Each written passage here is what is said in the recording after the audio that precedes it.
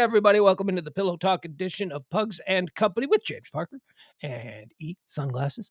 Although I don't see sunglasses here. I was hoping to have a full show today, and I don't know, but there was an issue with the link that I sent to James Parker to join the show, so quite possibly same thing's happening with E. How are you, folks? Pillow Talk here on the Radio Misfits Network.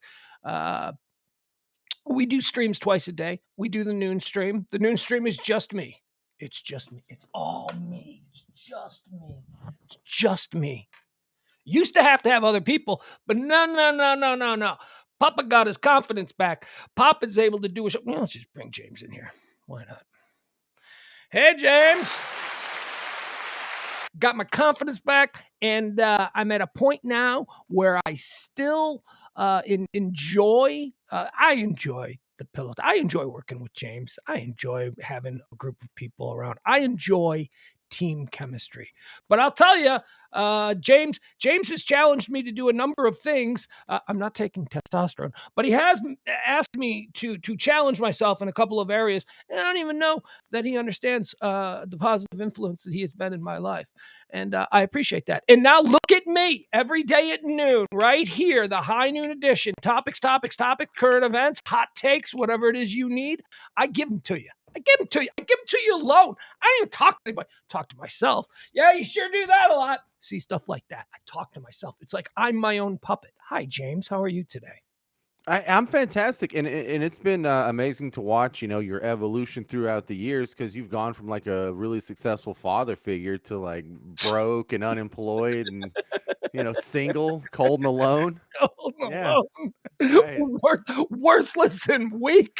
Yes, and you're like, James sure is giving me great advice. I don't know if I'm doing such a good job, man. No.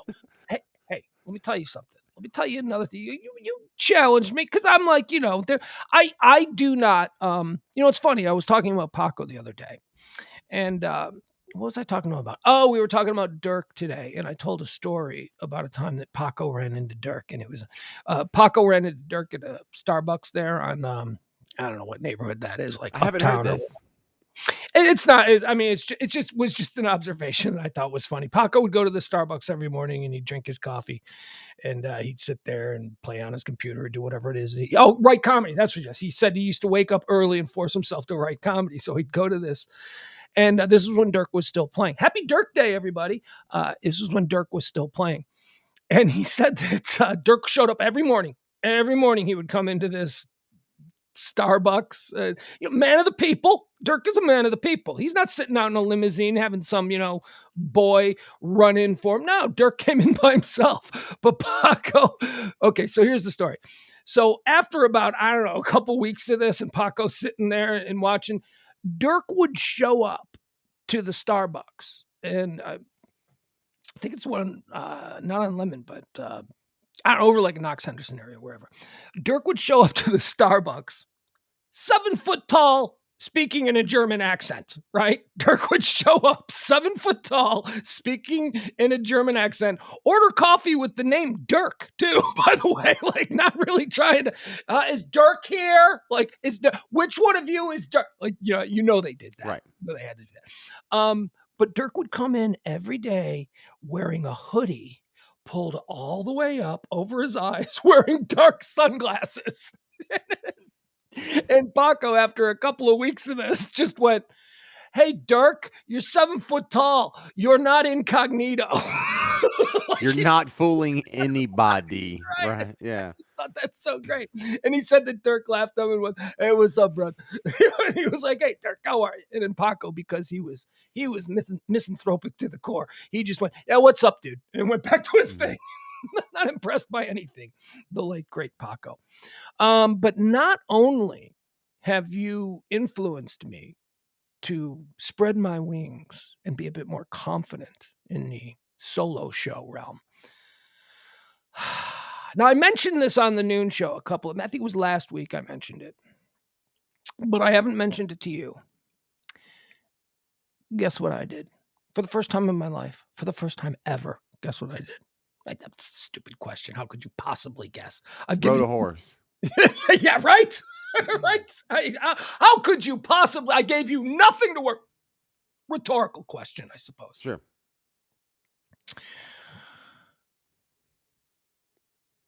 I ordered and ate an entire Little Caesars pizza.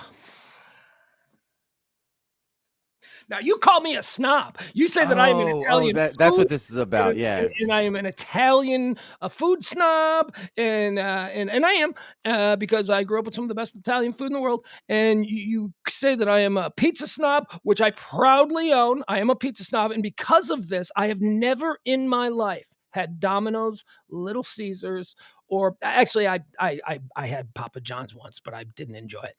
I've never had Domino's, and I've never had Little Caesars. Every time I've been at some, all right, it's a team building exercise. You can help yourself to some Domino's pizza. I've always been like, yeah, fuck that. I ain't eating that. I would stand over it and just be incredibly critical of it, and just the way it looked and the coloring of the cheese. It's just not right. So I went out last week. I was just craving pizza, and I saw this amazing deal on pizza, and there's a Little Caesars right up the street. So I went, fuck it, why not? Let's end 22 with a new experience, right? So I got myself a thin pepperoni, because I ain't eating no sausage from Little Caesars. Trust me, there's going to be no fennel in it. There's going to be no garlic cloves in it. It's just going to be like dirt sausage. I don't need that shit. So I got pepperoni, onion, and green pepper, thin crust. Brought it back home. Dude, I inhaled that fucking thing. I inhaled that. I enjoyed it. Was this a drunk purchase? No. Totally sober. It was a fat guy purchase. I was hungry, at like 8:00 at night, and I'd already had dinner at like 5, and I was like, no pizza. So I went and I got myself up. Here's what I will say about it. I will say that it's not the best pizza I've ever had, but it's not nearly as awful as I had imagined it would be. And let me give Little Caesars mega credit for something that I didn't know. Little Caesars thin crust pizza is essentially what is known in Chicago as tavern style paper thin crust. And that's my all-time favorite. Where it's like a cracker. It is. Yes. Yeah. It wasn't really crackery. But it was thin. The edges were burnt and they were crackery. So on the edges, I like the entire thing to be crackery. It was still a little bit of doughy and all that. But when I got it and I looked at it, I went, holy shit. Could I have been wrong all these years? Could this be good? And I ate it and I enjoyed it.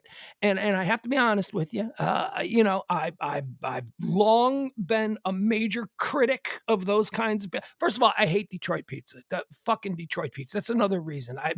No thank you. What is Detroit pizza? That's a thing? Yeah. Oh yeah. Domino's and Little Caesars, Jets. Those are 3 of the big names of. Domino's is a Detroit style pizza. Yeah, I didn't know there was a Detroit style pizza. I thought there was just like generic pizza. Yeah. Now this is not reflected in their national rollout of the Domino's and the Little Caesars, but one of the primary distinguishing factors of Detroit pizza is that it's square. Detroit pizza is typically not round. It's square. Like Jets Pizza still does that. Jets is now a national brand, and Jets has the square pizza Detroit style. That's called Detroit style. But yeah, they're known for their pizza, but they're known for Little Caesars and Domino's. So I wouldn't say they were known for good pizza. But you're familiar with the idiomatic phrase, the simile that sex is like pizza. Even when it's not good, it's still pretty good. Yeah, but I don't. I would change but ice cream, but that doesn't ring true with you. That comparison doesn't ring true with you. What do you think about like a Red Baron's pizza? What do you think about a Totino's pizza that you put in the oven? Yeah. Well, see now when I have been known in my life to pop in a homemade pizza, frozen pizza. And I will tell you that when I do that, my expectation is typically so low that I'm not disappointed. I do not expect much. Well, then you can tolerate that, and you've had that. So why can't you have a Domino's, which has to be at least like one step in the step ladder above a Totino's or Red Baron? Well, you have to understand it has a lot to do with geography. Where I'm from. Oh no! Yes, it does. If there is a strip mall a block from your house and it's got a Little Caesars, but it's also got a Palermo's, you're getting the fucking Palermo's because it's just better. That's all. And let me finish my Little Caesars. I come Okay. from a pizza capital. I mean, there's the way we have taco. Self-proclaimed pizza capital. No one else in the entirety of the world is scrambling to get their hands on a Chicago deep dish pizza like you think they are. Okay. I don't even know where to get one now. There's not one in a 600-mile driving radius. First of all, your classification of that is incorrect. You're talking about tourism pizza. That stuffed and deep dish and all that. I love a stuffed pizza, but you're talking about tourist pizza. That is not Chicago pizza. Chicago pizza is tavern style, paper thin. That is what the rank and file Chicagoan lives on every week. And there is one in every strip mall. The way here, there's a taco joint in every freaking strip mall. I'm not going to have this debate with you because you've obviously revealed yourself to be ignorant of the facts here. So let's move on. However, what I will say about Little Caesars is the sauce is terrible and they don't use enough of it. Okay. Well, it is. It is rolled out for a national audience. It is not rolled out for an audience that grew up next to a Little Italy. Not enough fennel?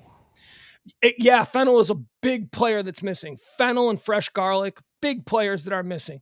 It's almost like it's for kids, is what it is. Well, it's bland, it's intentionally. It's yes, so that it doesn't offend anybody. It's not too salty, it's not too sweet, it's not too spicy. It is supposed to go over in Pennsylvania as well as it'll go over in Oregon as well. You know what I mean? That's what it is. They're not trying. See, now when you come from a highly competitive pizza market, you have every pizza place doing something wildly different with their sauce. So now you get like a whole spectrum of sweet. Look, I got Mama Bella in there. She's talking about she's going with Vito and Nick's. Vito and Nick's sauce is markedly different than, say, a Pizza Pete or an Aurelio's, which is a sweet sauce, versus a Palermo's, which is my favorite, which is more of a spicy sauce, a more savory sauce. I mean, but with these national pizza brands, the sauces are all just made for everybody. And you're right, for kids is great. That's great because, kids don't want, what am I tasting there? Is that an Italian herb blend? It's like you're not really getting that. And that's fine. I understand. It's $1 billion company. I mean, that they've had success with this. But people in New York, people in Chicago, people in Philadelphia, people in San Francisco, people from these places that have extremely well-established Italian cultures, they eat that shit and they go, yeah, this is very bland. I'm just here to tell you that I was wrong about Little Caesars, that I enjoy it, that it's perfectly acceptable. It wouldn't be a top 100 where I'm from, but it's good. It's not Louis. Louis here in Dallas is spectacular. Louis would be top 20 in Chicago. But again, Louis is Chicago style tavern thin pizza. They're from Chicago. That's their whole thing. You walk in there, they sell old style. They got pictures of Harry Carey and they play bear games. I mean, that's their whole vibe there. So Louis is good. But two things. I can now host a show by myself confidently. And you're right. I was maybe a bit of a snob when it comes to the commercial pizza. So I was wrong about Little Caesars. I enjoyed These all feel like backhanded compliments, though. It's like, can you believe I actually sat through an entire Little Caesars pizza without barfing? But that's basically what I'm saying. Yeah, no, yeah. I enjoyed it. No, not without barfing. Like, ate the entire thing in like 10 minutes. And then when I was done, I looked at the empty box and I went, holy shit, my life has changed. I have evolved. I learned something new. So magnanimous. I've been so close-minded. I had Pizza Hut tonight. Oh God. It's fantastic. It's absolutely fantastic. Look, I think I'm not saying like my tastes have devolved back into childhood, but I've gone the spicy route and I love all that, the Indian food, the Thai food, the really hot Mexican food, but there is a place in my heart for like pizza that is not just like the oven pizza, but the dollar store oven pizza. I like when you go into a gas station and on the hot dog rollers, they have pizza rolls that are really long. And that's God a bridge knows too far, my friend. That is a bridge too far. Well, I want you to take the same bravery that you took, basically the olfactory storming the beaches of Normandy here. And I want you to focus your new zen, your new chi on trying more gas station food off the rollers. Hey, don't put me in that corner. I am not a gas station food snob. I'm a big fan of rollers. I don't consider them pizza though. I mean, like you go to 7-Eleven, you get the two of them, and then you got pepperoni, maybe buffalo chicken. Buffalo chicken happens to be my favorite one. Those Yes. are great, man. But the Yes. pizza that they have in the little box that they sell, in the little glass that they sell, fuck that. Oh, come No. on. Come Hell on. no. Nachos, sign me up, man. I'll pour cheese all over that bitch. Fucking yeah. Rollers, hell yeah. No, I ain't touching the pizza. I ain't touching that pizza. Well, on the rollers, the hot dogs have become more amazing as time rolled on. I remember, like, when I was in college, it was basically an Oscar Mayer wiener that was rolling on in there. But now they have these big fat stuffed jalapeno cheese bratwurst things on the roller, and they're huge now. Yeah. It's really evolved into something that I look forward to. Like, I plan on when I work downtown, there was one at the end of the block. What are you doing for lunch today? I'm going to the gas station is what I'm doing. I'm also a hot dog snob, so I'm a sausage. Oh my I'm a God. sausage snob, dude. I am an encased meat snob. I don't know that I could do a 7-Eleven hot dog. Again, I come from Chicago, proudly on my White Sox shirt that I'm wearing. I come from Chicago. We have a hot dog stand next to the pizza place in every strip mall for 50 miles from the Wisconsin border to Kankakee, Illinois. That's just what we have. The way you got a dude in the selling barbecue out of a smoker at the end of a driveway, we have that with hot dogs. So I'm and they're all Vienna beef. If they ain't Vienna beef, you can take that story, walk it away. Oscar Mayer wieners are absolute garbage, total trash. I see you're acknowledging me there. That's very good. You need a big plump, all beef Vienna hot dog. That's otherwise Hebrew National. Hey, let me tell you something. Nathan's can S a D, but Hebrew National, New Yorkers know what they're doing there. And the New York Jews, they got that one down. Hebrew National hot dogs are very good. All right, so tell me about this Nathan's. Is this something you can buy outside of Nathan's, or what do you? Oh, you don't know Nathan's hot dog? Yeah, you could Well, probably. I know on Coney Island. Yeah.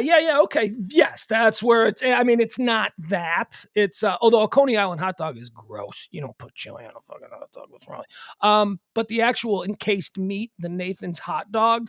Did you say you don't put chili on a hot dog? No, you don't fucking put chili on a hot dog, dude. What is wrong with you? That is gross. That is disgusting. Okay. Nathan's. You buy Kroger. Nathan's Okay. hot dogs, and I just hadn't seen it. The Nathans of the, Nathans.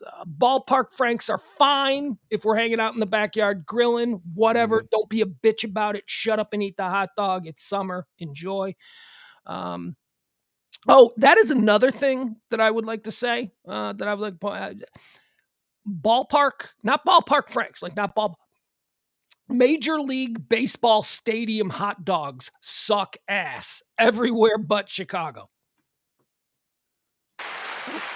It's true, because in Chicago they give you Chicago dogs. They're like, something they do. Isn't that what everyone says about their damn hot dog? Like a Dodger dog or Fenway Park? I have a Dodger dog. You know what? I stand corrected. A Dodger dog's pretty good. A Dodger dog is it different? It's not just a ballpark Frank or something? It's a little thicker. It's a little bigger. And, it's like not, you go to a hot dog, most hot dog, being a hot dog snob myself, James, you got to understand, there's a snap ratio. There's a snap ratio. Say Chicago again. It's been 30 seconds. Chicago style hot dog. There's got to be a snap ratio to it. When you bite into the hot dog, it's got to go. When you bite it, there's got to be that the casing has to be so tight that once you bite into it, it snaps. Yeah, the intestinal lining, right. And the meat just, I don't give a shit what it is. It's delicious, man. What do you think I am? Some vegan freak? I don't care. It's delicious. All right, how do we get out of this subject? I don't know, because I wanted to thank you for, you know what? You know what I said to myself? I said to myself, I go, James is pretty cool, dude. I respect James. Maybe I'll get a Little Caesars pizza. That's exactly how it went down. And I went and got myself a little. That's not how it went down at all. But, okay. But I had the Little Caesars and I was eating it and I'm going, this is pretty good. This is not terrible. This is not making me gag. However, I have seen the sausage that Domino's uses, so I will not be venturing into a Domino's anytime. But the thin crust, the Little Caesars thin crust, blew What's the my matter with the sausage at Domino's? Because I've eaten it 1,000 times. No, And of course you have. Of course. right. You don't know what you're doing, though. The sausage at Domino's looks awful. That's not what sausage on a pizza is supposed to look like. What No? is that fucking shit? Bacon bits? What is that? What is it, a rabbit? Little rabbit pellets, yeah. Yes. What the hell are we talking about They're here? delicious rabbit pellets, Pugs. It's the same little sausage chunks you find in your breakfast taquito from Whataburger. Thank you. It's breakfast sausage. It's not Italian sausage. It's not Italian pizzas, but thank you. You told Well, any sausage is breakfast sausage early enough in the day.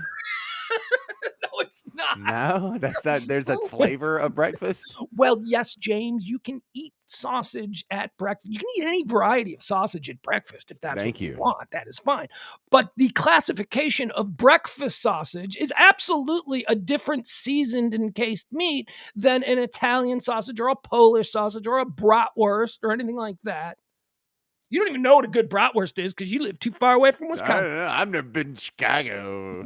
It's not about that. And why are you so? Look, you yourself, you said you didn't have a mailbox. That's how rural you are. So don't get on me like I'm scoreboarding you. You grew up. You don't even know where I live. Where do I live? No. I don't know. Last night, were you talking about how you didn't have a school, but you had a mailbox? I don't know, something like that. It was something. Post office, yeah. Where I grew up didn't have a post office, but we had our own school district. Okay. Yeah, volunteer fire department. Mm-hmm. Yeah, okay. Now I live in a place that doesn't have a school district, but it does have a post office. Look, I wouldn't challenge you on your. You want to make a nice possum stew? I will gladly say that is probably better possum stew than I ever had. But they have that at the Pizza Hut here. They put it on your pizza. Yeah, possum stew pizza. It's part of the meat lovers. That sounds good. No, look, you're Southern. You know chicken fried steak. You know barbecue. You know Mexican. You know any number of delicacies that are normal to where pickled eggs. Dude, I grew up. We had shit barbecue. Our barbecue is shit up there. Our tacos and shit, that's garbage. We got junk up there. It's not good.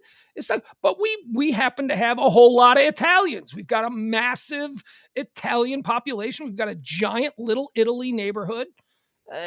So everybody's how many 100% Italians with moms who didn't even speak English did you go to school with? Zero. Yeah. Zero. Yeah. And you know what? I went to school with absolutely no kids who had moms who spoke Spanish. So really? There were no Mexicans in Chicago. Well, my mom speaks Spanish.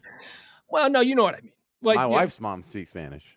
We didn't have any Mexicans. We didn't have any very segregated South Side. We had no black kids. I had one black kid in my high school, and he was there for 1 year, and I don't know what happened. He just disappeared. Your basketball team sucked. Yeah, we did. You're damn right. Not mine. We were good. We were terrible. and not just because also our white athletes were just very bad. It wasn't, you could probably, there were white schools that were those good. white fellows are very hit and miss on the basketball court. So that's a theory that I have that we've sort of just wandered into. You had black kids in your high school, right? Oh, plenty.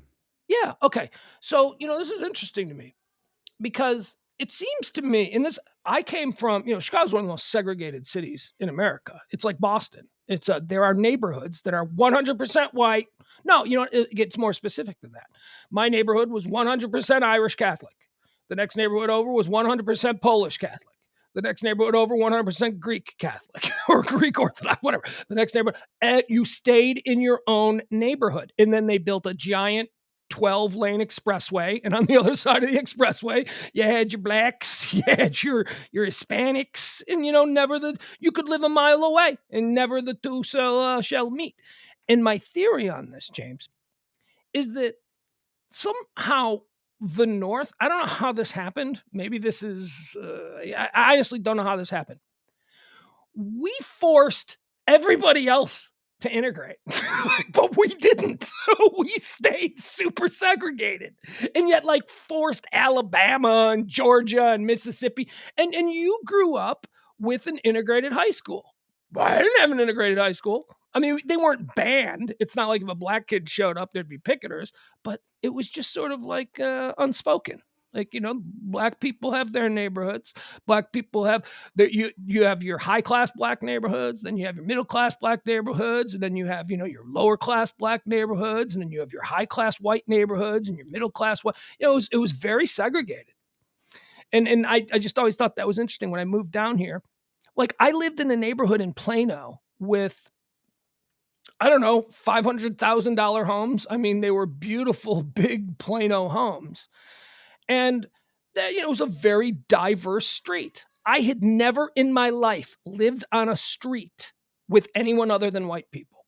And I come from the progressive North. I'm like, whoa, okay, I can handle it. Do I need to lock my car? It was like all of that kind of stuff because I had no, we were busy up there forcing you guys to do shit. Well, we just went, but we're going to keep wink, wink. We're just going to keep everything the same. Well, yeah, but from our point of view, when you say my neighborhood was Irish Catholic and next to us was Polish Catholic and next to us was Greek Orthodox, how would you even know?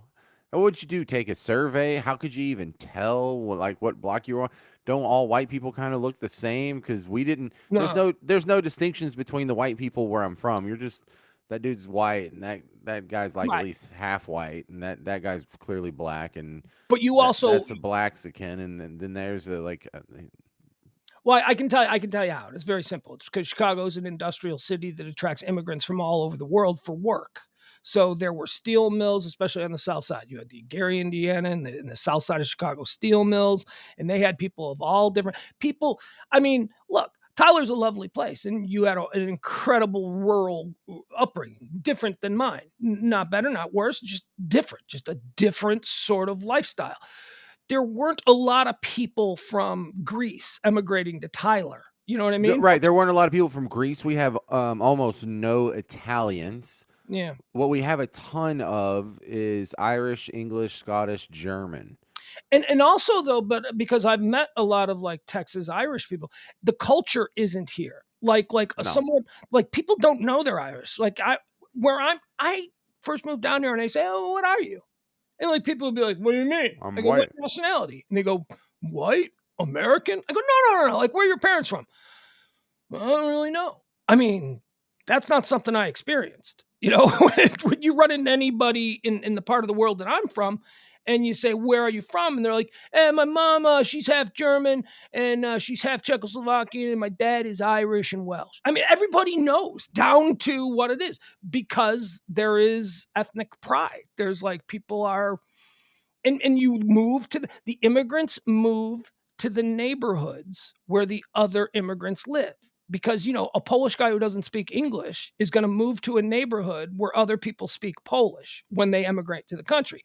And over the course of 50, 60 years, that's where Polish people live. That's where they just go to live. And the same thing happened with Irish immigrants, and the same thing happened. So I mean, that's how it happens. Okay.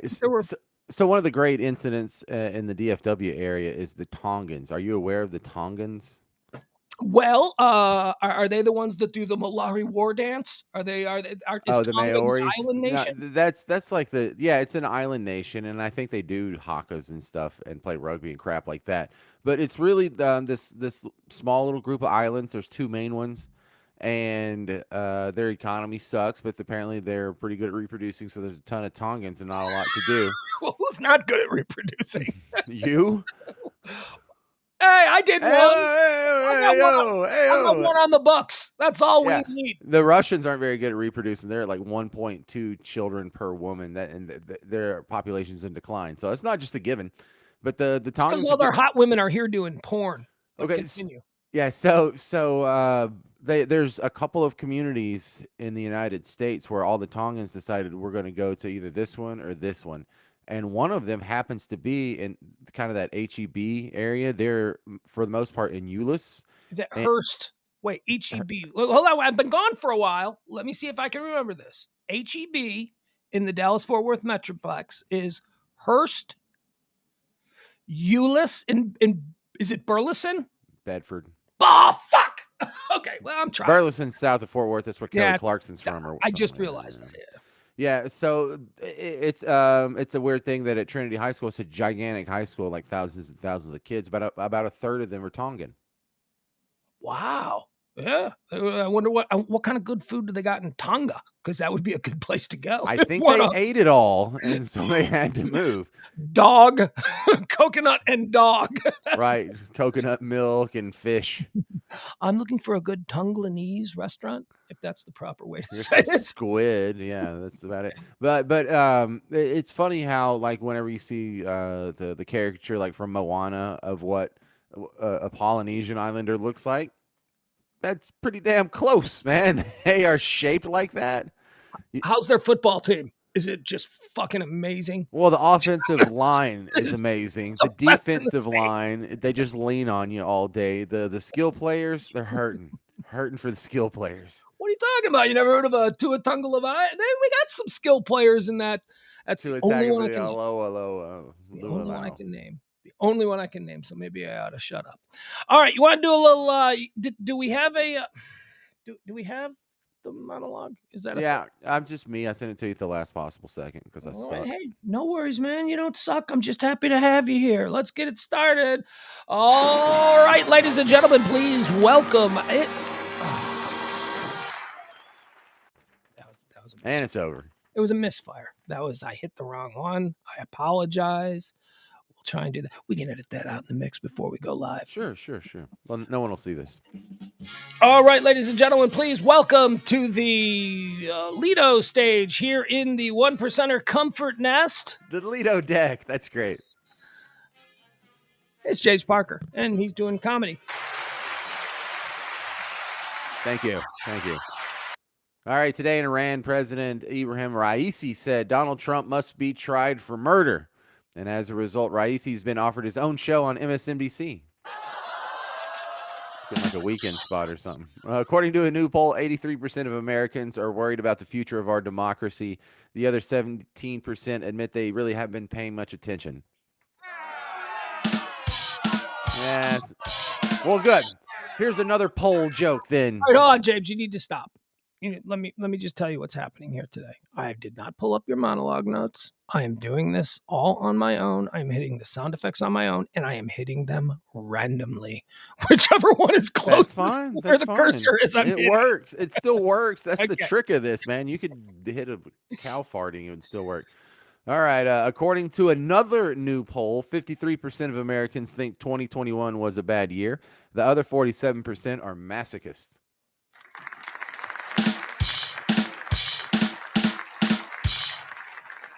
All right, in a tech history here, Blackberry has ended service for its classic smartphones. And as a result, the company is being condemned by the activist group Blackberry's Lives Matter. Oh, hey, did that one kind of... No, that wasn't really a burn, right? It's probably better for the next one. According to the National Enquirer, Charlie Sheen is in dire financial straits. To give you an idea of how broke he is, he says he's now worth $2.50. Why is the sound so low? You hear? Did you know that one was? That one was very low. Oh my god! Well, everything's okay. Maybe we'll put that one. All right. Everything's cranked. I don't know what's happening here. Continue on, James. I'm so sorry. All right. According to the National Enquirer, actress Mayim Bialik's IQ is 163. You know, the girl from Big Bang Theory, Blossom, all that? I do. That's actually 3 points higher than Albert Einstein and 100 points higher than LeBron James. It's funny because he's black, right? That's a racist joke, right? Because he's dumb. All right, and finally, I don't think he's dumb. Yeah, really, but I was kidding. Well, I don't think he's really dumb. It's just fun to poke at him. Okay, he's a pop culture person, and you're a right wing guy, and this is stuff for a right wing radio station. So you guys is hate it? It is. A lot of these things are definitely. Well, there are no left wing radio stations. I'm LeBron James. Does that sound smart to you? I read books. I get to page 6 and then I throw them away. And I've never actually read a whole book all the way through, but I like to carry them around a lot. And when people ask me about them, I give them horrible answers. But trust me, I'm smart. Just went straight from high school to the pros. Didn't even learn how to do algebra 2. But no, Pugs thinks I'm smart because I did not say politics. smart. I did not say there is a wide gap between thinking someone is smart and thinking they are not dumb. That there was a huge valley between the two. And finally, Here we go. Happy birthday to REO Speedwagon drummer Brian Hitt. I don't want to say he's getting old, but he and the band are changing their name to REO Mobility Scooter. Oh, I'm sorry. I blew that one. I suck. Why do you even show up? Why would there be any reason for you to show? I have no idea. That was just so. It was a terrible outing. I apologize. I do. I was trying to do something different. I wasn't prepared for you. You went through the trouble of actually. What is going on here? Hold on. I'm talking endlessly trying to get my microphone to work right. Okay, there's that. I apologize. James, you put a lot of work into those, and I've failed you. I'm a miserable failure. Here comes the depression. Here you go. Mm-hmm. Here we go. No, I'll watch the downward spiral. I kind of I can derive entertainment from such things. You may have over the years been present for a couple of beginnings of downward spirals. Okay, here. How about a little moment of joy for you? We like to do this each and every show. We bring you a little something that's happy, a little something to make you smile. This is going to be a quick one. This is not fast. This is not. I don't even know what I'm saying. See, I don't even know what the fudge I'm saying. All right, how about this? How about we take a look at Dirk Nowitzki arriving at the stadium today for Dirk Nowitzki night? Retired jersey. Look at this glorious MF. He looks so. Oh, could you imagine being him? How you doing? Excited. We are ready to roll. All right, that's it. That's your moment of joy. It's Dirk Day here in Dallas. Yeah, but here's the thing. Being 7 foot tall is so awesome when you're growing up and playing basketball, and then you're in the NBA being a god, but for the rest of your life, it's a pain. You don't fit in anybody's car. You don't fit in anybody's elevator. You got to duck through every freaking door. You're hitting your head on everything. Can never travel by train. Can never travel on a cruise. Airplane. Beds. Oh, my God, yeah. Suck. I mean, I'm sure he's got it worked out. He's like worth probably $100 million, something like that. He's worth a lot of money, so he can get around that nonsense. He wouldn't trade places with me. No. No way.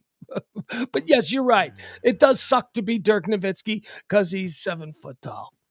And he's also worth $100 million, and he is as beloved an individual as anyone could be. I mean, have you ever met somebody? Because there are probably people in Miami who hate Dirk Nowitzki. There are probably people in San Antonio who hate Dirk Nowitzki. You know what I mean? Yeah. It's still kind of hard to hate him. He's a lovely man. He's just a lovely man. There's just nothing. He seems like he could be really mean if you made him mad, like when he yells at the refs. You know, he kind of gets into that Nobody can stop me kind of Terminator accent going because he already, being that big, he already has an absurdly deep voice. Yeah. And the accent, it can get real evil real quick, but doesn't actually act evil. He just sounds it and makes an evil face sometimes. And he was raised in Germany, and those people have a stern way about them, so. Yeah, they're not known for their comedy, are they? Who's your favorite German comic? They're not. Name one. But see, Dirk breaks that stereotype because Dirk's always smiling. You always see him smiling and he's happy. He's a good nature. I don't know if he can tell a joke. I don't know, but he seems like a very nice guy. He's he's just a lovely man. So So apparently he's still got a place here, but he doesn't spend a whole lot of time here. Like he's over in Germany a lot. I was reading something about him today. His schedule is very busy, so that's why this night tonight is so far down the road from when he actually retired. They should have done this for Dirk, like, the next game after he retired, right? Mm-hmm. It should have been like, okay.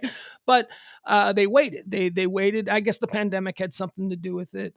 Well, actually, it did, because I read that. They wanted fans in the stands. They wanted all of that kind of stuff. So I forgot where I was going with this. Dirk Nowitzki night took him forever. It took him Finally did forever. it. He's Looking been great. He's been in Germany a lot. in Germany. He's got Hadn't been here. Got a house. fuck it, it's gone. It couldn't have been that important. It wasn't gone. Hey, I got a question for you. I wanted to Okay. start out the show with a question. And this is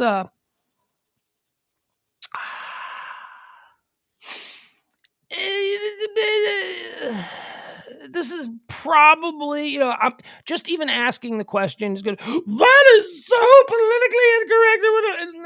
It Whatever. ain't gonna bother me. No, I know. That's why I was waiting for you to get in here so I could ask you.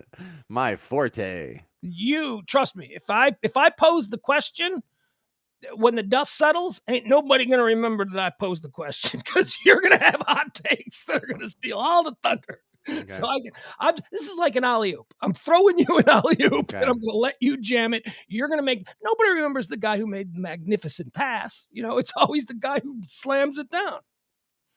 The guy who makes the pass, he sees it coming. He watches the play develop. He's got to put it everywhere. But no, the big giant guy. No poster of him. No poster. Of him.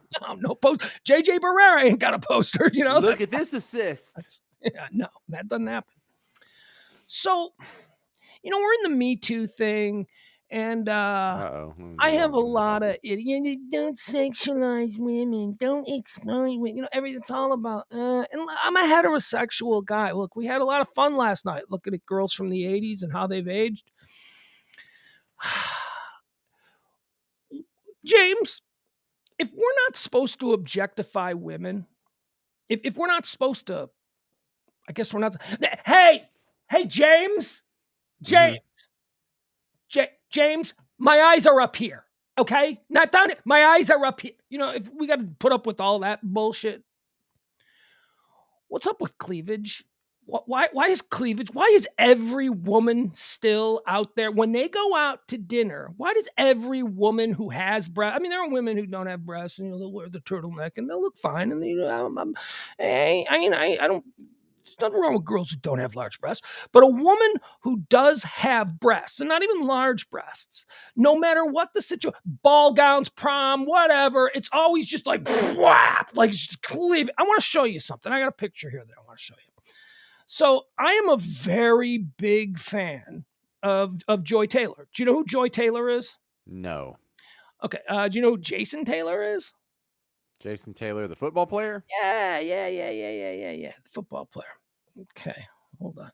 So Joy Taylor is Jason Taylor's moment of joy. Hold on. Oh yeah. Okay. So Joy Taylor is Jason Taylor's sister, and she is on Fox Sports 1. And she's very good. She is very, this is not just, oh, you're going to objectify her sexually, but now you're just going to say that she's good. No, she's good. She's really smart. She's really quick. She's really funny. She does a whole bunch of different sports shows on Fox Sports 1, but she is mostly high profile because she is Colin Cowherd's partner. You know, when she sits in studio with Colin Cowherd and she goes, you know, it's his show, but she goes back and forth with him. And she also happens to be extraordinarily beautiful. You know, that's her whole thing. But she's also a very one of these, hey, up here. Up, James, up here. You know what I mean? She's very like, I'm so tired of being sexually exploited. She's one of these. And that's fine. Like, it doesn't matter. I'm a fan of hers. I think she's funny. You know, I enjoy her. That's just one little aspect of her overall complicated being that I take a little bit of an exception to. So I want to show you something. So this is how Miss My Eyes Are Up Here, you know, dresses. I mean, on TV. Yes. Okay. I see where your eyes are, Joy, and I love your mind. I think you're witty and I think you're funny. And yes, I also think you're a smoke show. You are just a ridiculous smoke show. But if women get really upset, you know, if that is real, if it's just not like a power move to be dominant, like, yeah, I'm a woman. Why are dresses still made with cleavage? right? I mean, wouldn't you think that every young woman who's into this new power thing of being shouldn't cleavage be gone? And not, this is how this woman dresses at 9 o'clock in the morning on television. She's wearing something she would wear in the VIP lounge on Saturday night. So do they not want us to think they're sexy, or are we supposed to just not say? I don't get it. Right. Look, you don't touch. I know why. But Because yeah, she's supposed to be in a place of business. She's supposed to be in a professional work setting, and she looks like she's about to get bottle service in the back room of the club. yeah. And you don't need me to explain this. We all know. They just don't want to admit it, and you just don't want to say it. But they want the best of both worlds. They don't want equality. They don't want everything to be the same. And that's when the feminist movement, kind of the pendulum swung too far in the other direction, is they really don't want equality. And they really don't want everything to be equal, because they're not like begging to say, hey, how come I don't have to register for the draft? And hey, how come women are only 13% of the federal prisoners? And hey, how come women only make up less than 10% of homeless people? This isn't fair. They only want the good stuff. And so they want to be beautiful, and they want to look beautiful, and then they also want to be able to use that and wag their finger at guys who they want to strike down. She's not striking down Denzel Washington for looking at her boobs. No, she is me though. I'm a pig, and I get fired. Me too. Resources and all. And no, and they do. I'm not angry about that. I'm not saying. Look, I am not. Anybody who knows me. I'm cool with women. I don't think it's a malicious intent, though. I don't think she's a thirst trap as much as that's just what she's been taught. And she's been taught that she should be able to wear whatever she wants and be as beautiful as she wants, and then still be able to. But that's a conscious choice to exploit her own bosom. But yes. But she's been taught that that's okay, and that's still within the bounds of not being a hypocrite, even though clearly, what you've just said reams totally true. I don't, because look. There is absolutely. I've been working in big time media. Well, not in the last 10 years, but before that for 20 years, for a decade. And I have had beautiful women underneath me. I have had interns galore. I've had more interns than I can count between Chicago and Dallas, and then But there is absolutely. Well, I'm looking at the camera. I will fucking challenge you. There is absolutely no person in my past that could ever come out and go, oh, well, he used his power. Me too. Pugs, when I was just a 22-year-old intern, he cornered me that's not who I am. I'm not that kind of guy. I mean, I might have thought it, like, man, I wish I was that kind of guy, because I'd be slaying interns left and right, because we had some very attractive interns. Sybil was gorgeous, for one thing, we had. So I feel comfortable. I feel a little bit indemnified as somebody who is absolutely 100% certain that there is no Me Too in my past, that I can have these kinds of conversations, because fuck you. What you're going to say? I'm a pig of a man? Fine. You don't know me. Fuck that. Well, has she gotten somebody in trouble? No. That's not it. No, but I was reading an interview with her because I enjoy her. I'm a big fan. I think she's really funny, and I think she's really cool. And she was talking about how her style and her body, she liked being on radio because she was able to just show up, with her hair in a bun and all of that kind of stuff. And then she's talking about what she prefers, what medium or something like that. And then she just started talking about how, because of the way I'm built, men tend to objectify me. And then I went, hold on, I watch you all the time. What do you mean objectify? And I pulled up just this random picture of her, and I'm like, objectify you? Are we not? What are we supposed to do? What is the proper? And you're absolutely right. There is nothing we can do, because it is total bullshit from start to end. What we can't do is walk up to her and go, honk, honk. But who's fucking doing that anyway? Nobody. And exactly. To be honest, to get right down to the core of it, we're not objectifying her just because we recognize her beauty. There's a gap. There's a Grand Canyon's difference between me and you looking at her going, Jesus, that woman is beautiful, and treating her as a non-human, inanimate object that is just there to be serviced as a tool for our pleasure. I mean, that's what objectifying means. It's a horrible, horrible accusation that she's throwing around. No, just because I look at you and I can appreciate how you look in that dress, I'm not objectifying you by commenting or acknowledging your appearance. Well, Get now, a wait, now, hold of yourself. And now so the problem is the overuse and the stretching of the definition of objectify. Now, first of all, you said Grand Canyon, and the first thing I did was thought about her cleavage. So thank you for walking me into that. Mm-hmm. But secondly, I imagine one of the things that she said was that she didn't have to go through all of the other things that she has seen other females in sports go through because of who her brother was. You know, her brother is a monster, Jason Taylor, right? And if she's in the sports world, hey man, the morning guy in Jacksonville isn't going to objectify Jason Taylor's sister because Jason Taylor will drive up and be in the parking lot. You know what I mean? So she was a bit more protected from that kind of stuff. But the very idea that this was something that I discovered a couple of days ago, and I wasn't going to bring it on the air. But then today I went to the Kroger, and there was a girl in the Kroger wearing this dress in the middle of the day. It was like 3:30 in the afternoon, and she's walking around Kroger. She was an attractive woman, but she had this dress on with this neckline that just plunged, and her boobs were pushed together. And I'm just like, what is happening here? I thought women didn't want to be objectified, and I'm willing to go along with that. I will not objectify you, but please explain the temptation that you are knowingly putting out there. Do you, if someone shows up somewhere like Joy Taylor, who looks beautiful, by the way, and nobody tells her how beautiful she is, and not one person looks at her, wouldn't she be crushed? I mean, are we supposed to look or are we supposed to not look? I don't. Yeah, but it's sort of the PC rush to victimhood that turns a compliment for you into an attack on you. Someone's being nice to you, and you could make it someone attacking you, and it's not done with good intentions. It is done with the intent of making whoever the audience is think less of the person who gave you the compliment, and also put you in a victimhood status. Like, oh, look at how horribly I'm treated. This guy said I'm beautiful. It's an absurd use of the term objectify. He made me feel uncomfortable because he was so ugly. I mean, Right, is it and- really but the look- bottom line? Yeah. Derek Jeter has never been accused of sexual, you know what I mean? Of Tom objectifying Brady- anybody, yeah. Tom Brady doesn't have that. Justin Timberlake doesn't have that issue.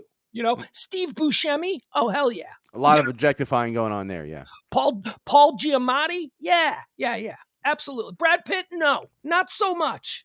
And they could say the exact same. That's an old Saturday Night Live bit that we've just fallen into. Mhm. Okay, no, that was just my question.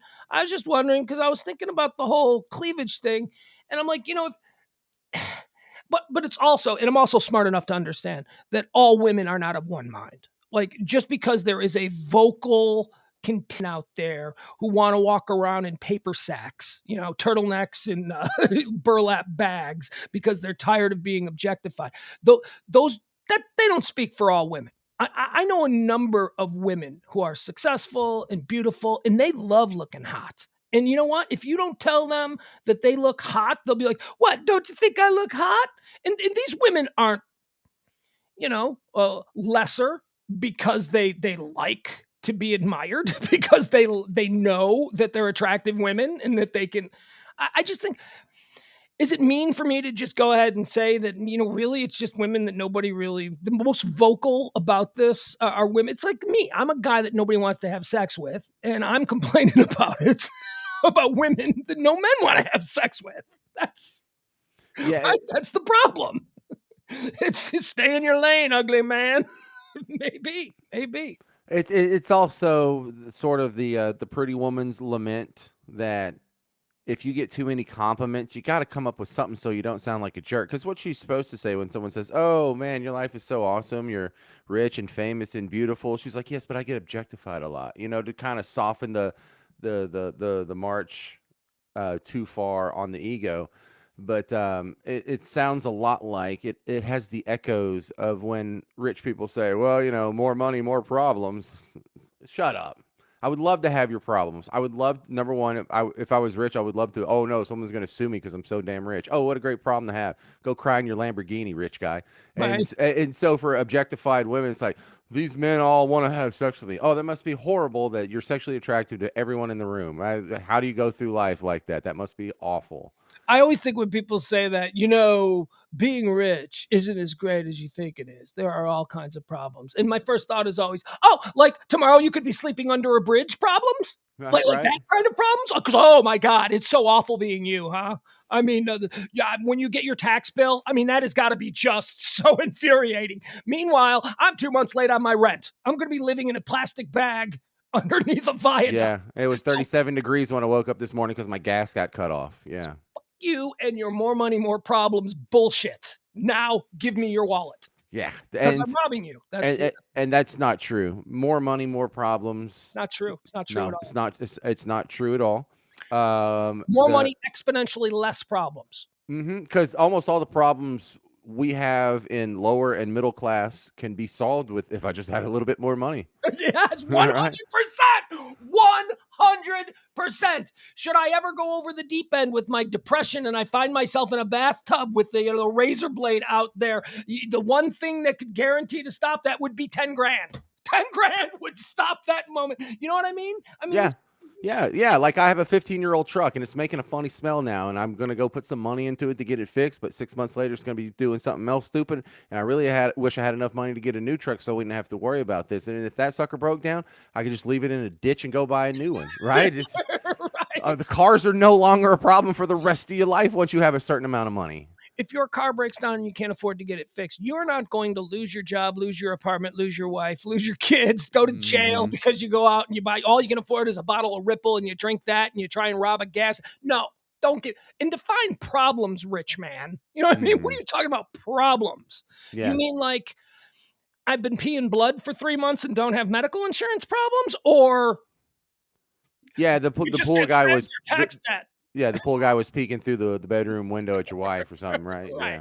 Yeah. Okay. Must be horrible. All right. Yeah. Oh no, were you objectified again today, beautiful, rich Joy Taylor? What a horrible life you trade places with me. No. Then. Look, I didn't. I don't want to. I don't come away from this with that. That was not what she was just telling. So she was asked a direct question about, you know, her struggle as a woman in a male-oriented world, and she was actually very cool about it. But I did think, you know, she did use the word, you know, exploitation of women, and I thought, you go on TV every morning with your beautiful body, and you're not wearing a turtleneck. You're not wearing a turtleneck and a double-breasted suit. So I don't know what you're talking about. And she's again, and I'm not. It's not like, oh, Pug's worried about getting. I'm not worried about getting in any trouble. I love Joy Taylor. Well, nobody knows who Joy Taylor is, and we've been talking about her for 10 minutes because I'm a fan. I am a fan of her, and this is not to like let's beat up on Joy Taylor. She's a gorgeous smoke show. She's also really smart and really witty and really funny, and that's why she is rising so quickly in the world of sports. And because she dresses like that every morning on FX1. If she didn't look like that, I can promise you, no matter how talented she is, and she's very, how witty she is, and she's very, how smart she is and articulate, and she's very, she would still be doing sports in Jacksonville instead of being on national TV every day. Bro, where would our career be if we look like that? As talented as we are, get out of here. Yeah. Oh my God. NFL Howard Sunday. Stern, who? That's where we would be. Now, I also give people like that the benefit of the doubt, and that's just what she's been taught is an appropriate answer. She's heard so many other people say that, and whenever they give that answer, people are like, "Oh, yeah, that makes sense." And so she just is going along with it. Well, this is the standard answer now. Yeah, you know, I got another little story I can tell you here about the sports world in this same vein. Okay, make quick. I gotta go. I have a date with the wife at 10. Oh, you do? Oh, you're Yeah. leaving her? Okay, no problem. so I have, I have a very close friend, one of my closest friend and oldest friends in the business, mentor, former agent, a guy by the name of Mitch. And Yes. he is a very powerful guy in sports radio in America. He runs a radio station in Chicago, a power station in Chicago, but he's also, he works for a company that owns 1,000 radio stations, and he's in charge of all of those stations. He recently had a situation. Now, let me tell you about him. Let me tell you about his station. His number one rated show is co-hosted by an Arab woman who does the show with a Jewish guy. So he's got a Jewish guy and an Arab woman. What are you saying, Pugs? A Jewish guy doing sports? No, I know that's, but he's got that. He's got an incredibly brilliant, smart black guy doing a solo show in middays that is highly rated. The highest rated personality in Chicago sports radio is Leela Rahimi right now. That is the girl.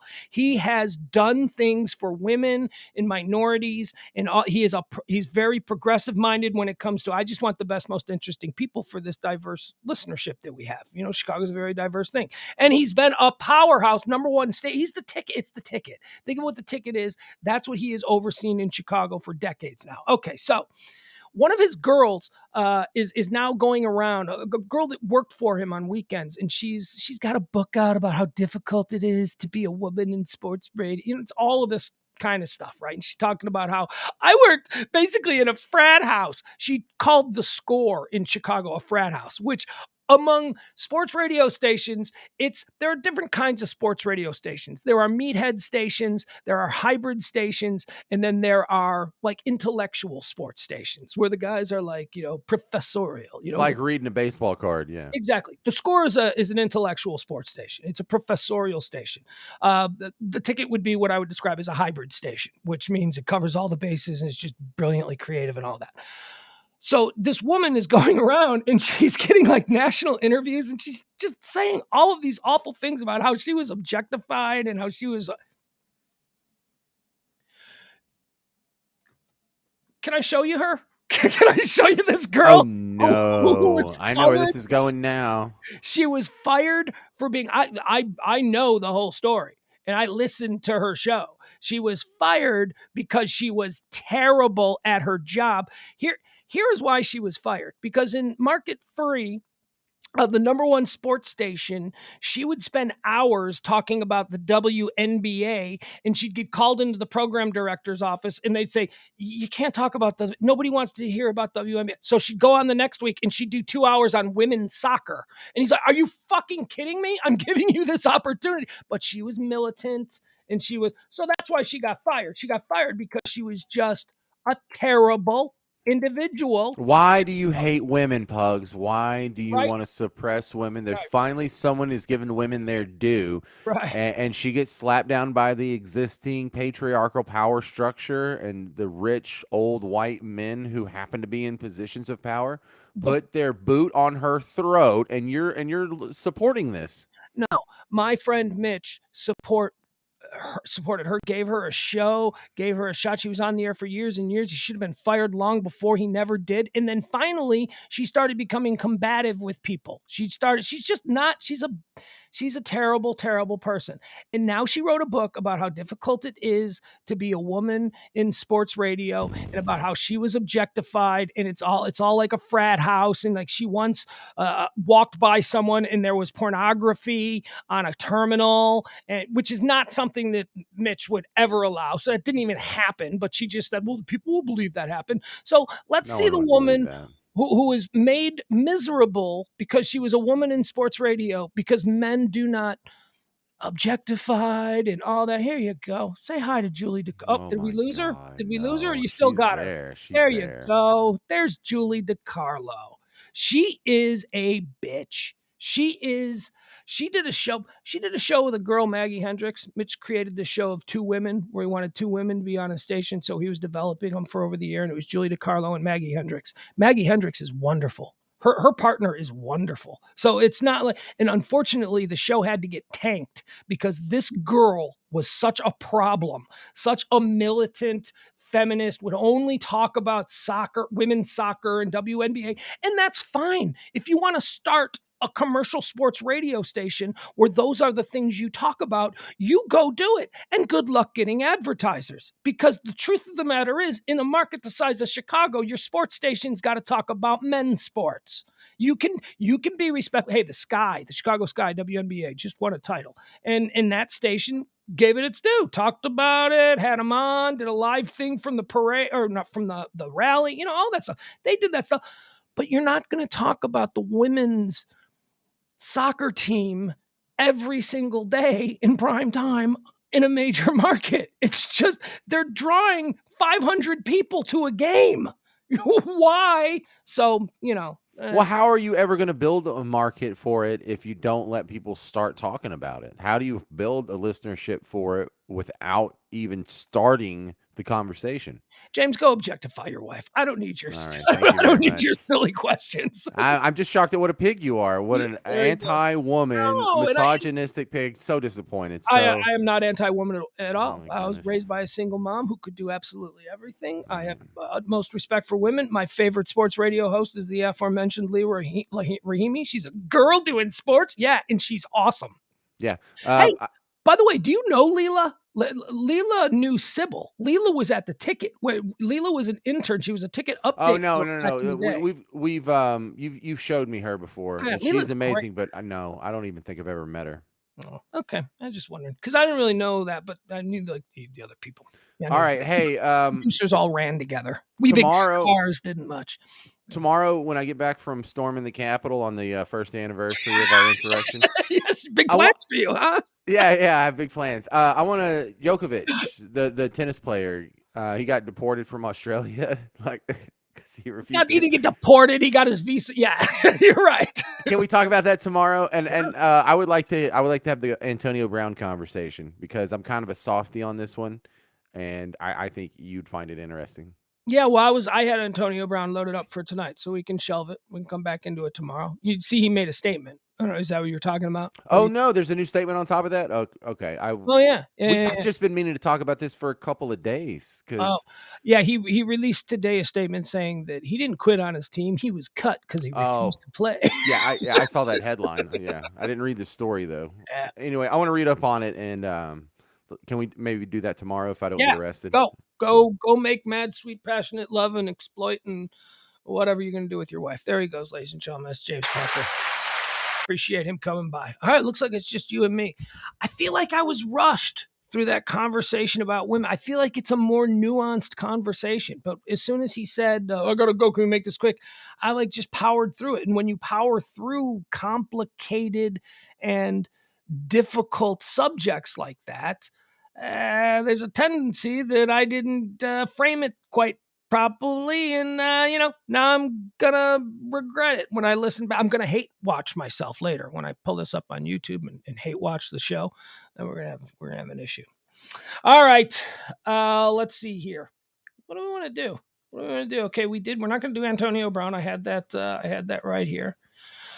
Oh man, and I had so many things that I wanted to do with James, but that's okay. We're fine. Here's an interesting story. I want to talk a little bit about this. So, we've been talking the last couple of days, especially if you're listening to the noon show, the high noon show every day at noon Central Standard Time right here on the Radio Misfits Network. Now I'm drinking alone. Now I'm just like a guy here. It was fine when there was somebody else here, but now.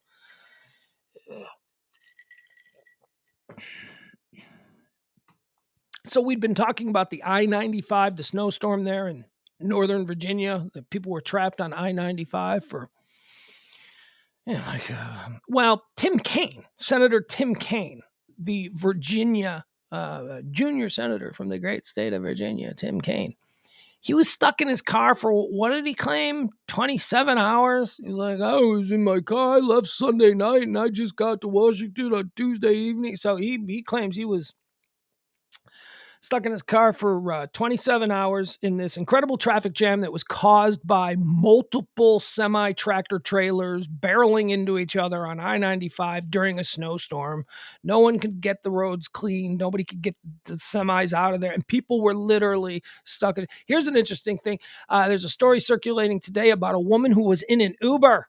There was a woman who was in an Uber stuck on I-95, and she was given a $600 bill. Not a currency. She was giving us. She owed $600. She owed sitting in an Uber. Now, what is that? That's 12 hours. What would $600? You don't pay that, right? Like at some point, you're in the Uber. And you're now sitting in traffic you're sitting in traffic for a half hour, 40 minutes. You're sitting in an Uber. And, you know that you're on the clock here and money is ticking. At some point, what point do you go, all right, time out. Can we stop this? I will get out of this. I mean, if you're the Uber driver, don't you go, okay, you know what? This is extenuating circumstances, and we are going to shut this down. I'm going to pretend like you just got out here. So you pay me for the last whatever, and then we'll just sit in the car for, because this can't possibly take any longer. Meanwhile, they're stuck there for another full day. So I thought that was very strange, the whole Uber thing. But Tim Kaine, the senator from Virginia, there were 2 babies born. They had to bring in helicopters because 2 women were in labor. So they brought in helicopters and they flew them out. So Tim Kaine, the progressive, I guess you'd call him, liberal Democrat. He's Hillary Clinton's. Hillary's not a liberal, though, even though, Fox News will tell you she is. She's actually really moderate and quite not left at all on a whole bunch of things. At any rate, Tim Kaine, remember him? He ran for her with her as the vice president.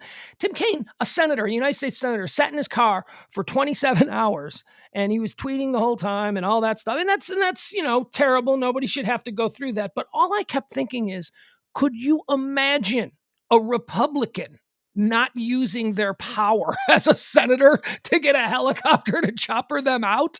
And it infuriated me. I'm watching Tim Kaine and I'm going, not because he didn't use his power. It infuriated me because this is what I hate so much about Democrats. Falling on their sword is something that they find honorable. Being the victim is something that they find honorable. I'm a United States senator and I was stuck in this traffic for 27 hours. Oh, dude, you're a United States senator. Get on your phone and have them bring a chopper in to get your ass out of there. You're a United States. No, I'm just like you. It's this whole... Whenever they get in trouble, Al Franken, there was a picture of me pretending like I was touching a girl's boobs. So I'm just going to go with the next logical step was that let's pretend I was touching her boobs and I'm a rapist and now I can't be senator. Good night, everybody. That's something that only these moronic, pussy feckless Democrats do. And it just reminded me of that when Tim Kaine was like, at some point it stopped being terrible and it became quite challenging. It became almost like a survival test for myself. Shut up, you duplicitous piece of shit. No, it didn't. It was terrible the whole time. You're making that up because you're trying to sound like I'm just a regular guy. No, you're not. You were almost vice president of the United States. You got more votes to be vice president of the United States than the other people. And it was a weird happenstance electoral college thing that it's the only reason that you are not the freaking vice president of the United States, Tim Kaine. Stop acting like you're a plumber from Arlington, Virginia. You're not. Get a fucking helicopter in there and get you. Nobody would begrudge you. You know why? Because you're a senator. Although I guess you can't do it because Fox News would begrudge him, even though there would never be. I mean, could you imagine Mitch McConnell stuck in traffic for 20? No way. Ted Cruz Hell no. Ted Cruz is on the phone to the National Guard, and he's got a helicopter that's choppering him out of there in a matter of minutes. But it's only these feckless, ridiculous Democrats who are like, oh, I'm going to sit and suffer with the little people because, after all, that's who I am. No, you're not. You're a senator from Virginia who ran for vice president of the United States. You are not nobody would be, they'd go, you know what? Hey, did you hear Senator Kane had to be choppered out of there? Yeah, that seems like something that probably a senator, he's a senator, for fuck's sake. I mean, we're not going to, it's not something people are like, oh, cool, that's awesome. But it's not something that people would be shocked by. You're a senator. There were doctors who were getting airlifted out of there. And you, because what? Why? Here's what really upsets me.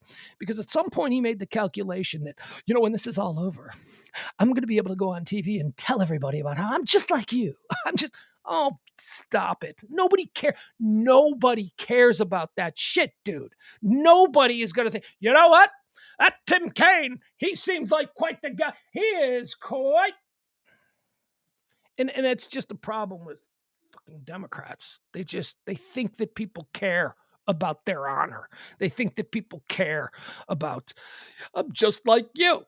So 27 hours. You know what? I wish it was 36 because then I wouldn't have to listen to you. And I wish you were still stuck in that car, Senator Kane. Meanwhile, you got some poor secretary who's in an Uber who's now been charged $600. No, Tim Kaine, not you. Tim Kaine, how about next time, call the Air National Guard? You're a goddamn senator. You're telling me you can't call the governor? Who's still the governor? Is the new guy? Is Youngkin? No, Youngkin's not sworn in yet. So you still got a Democrat in the governor's mansion there in Virginia, Tim Kaine. You can get on the phone. They'd get you out of there. All you got to do is say, I've got pressing national business. And they'll get you don't be a sacrificial lamb. Don't fall on your sword. Oh, I'm so honorable that I would never use my position to get me out of a situation that the average person has to suffer through. Oh, shut up. Everybody else would. This is just something you wouldn't do. All right, there you go. That's why Tim Kaine. I don't like Tim Kaine. I always thought he was such a milquetoast. Could you pick a worse vice presidential candidate, Hillary? Really? Hillary, could you have made more mistakes? Could you? Could you have been less likable, less strategic, and made maybe just, I don't know, a couple more really bad mistakes? Could you just fuck that up from beginning? Tim Kaine. All right. Hey, here's something that I wanted to get into here.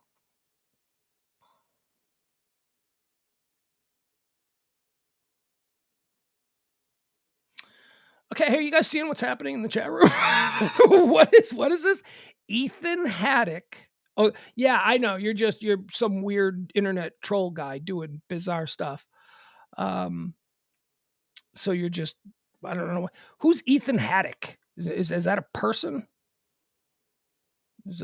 Ethan Haddock only likes girls who are severely mentally retarded because they can't tell anyone that they were raped. Who is Ethan Haddock? Is that a person? Should I know who Ethan Haddock is? Or is this just some hold on, I'll figure this out. If I'm wrong, if I'm just being a little bit Ethan. He's 9, so it's okay. Okay. Okay. I don't, I will not be distracted by strangeness.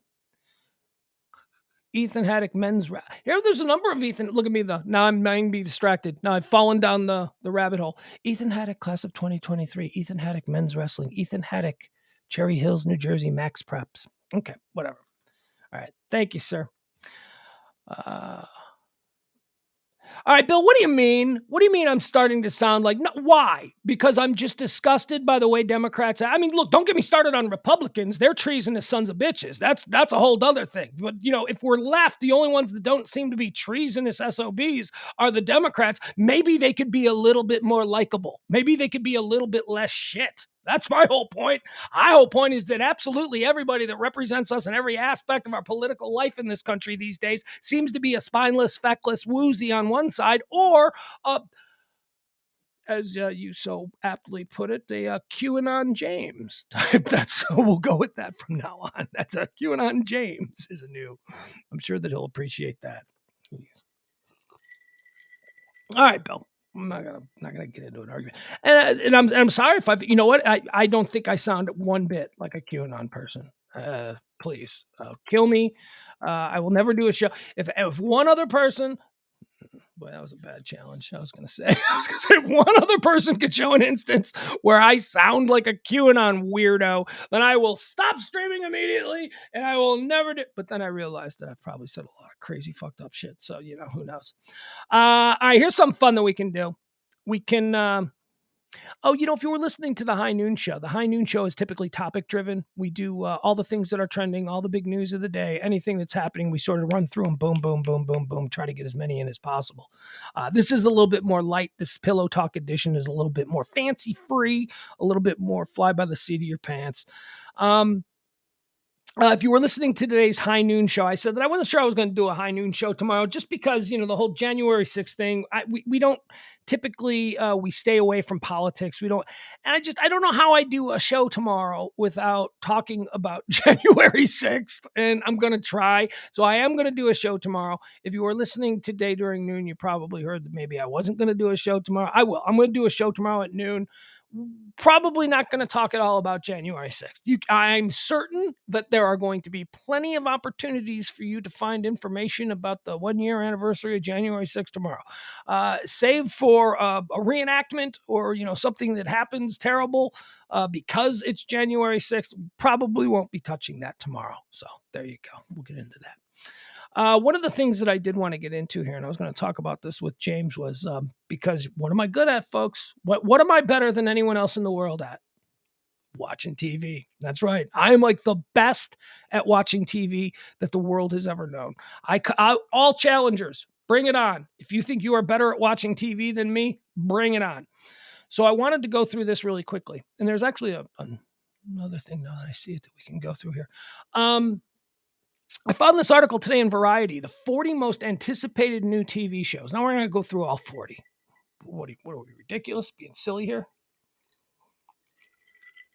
Yeah, Jeff, January 6th should be all. Why? I don't work in radio anymore because I refuse to talk about that shit. All that shit does. I want to make people laugh. I want to make people think. I want to make people talk about things other than shit that they are pre-programmed to either resist or embrace.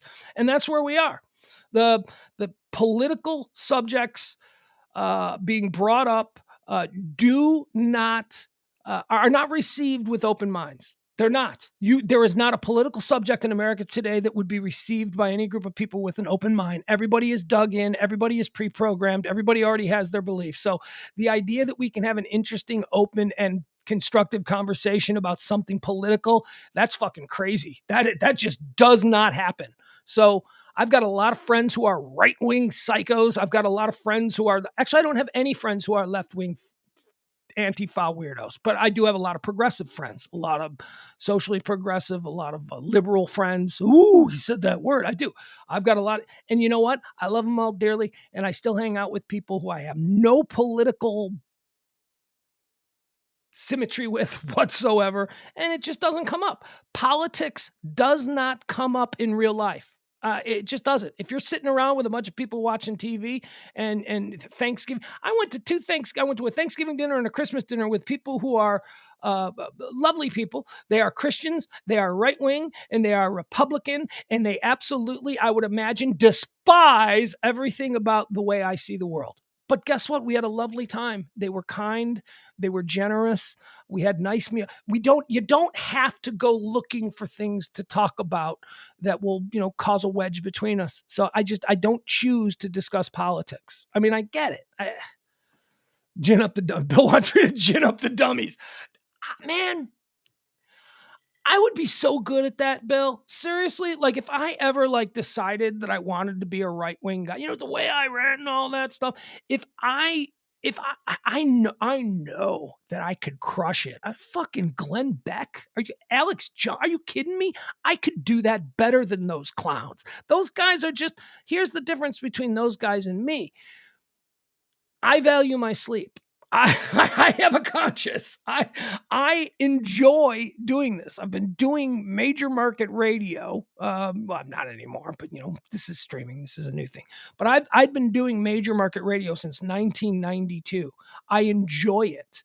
I enjoy talking to people and getting reactions out of people, but typically it was always getting a reaction over the kind of shit that we talked about in the beginning of the show here.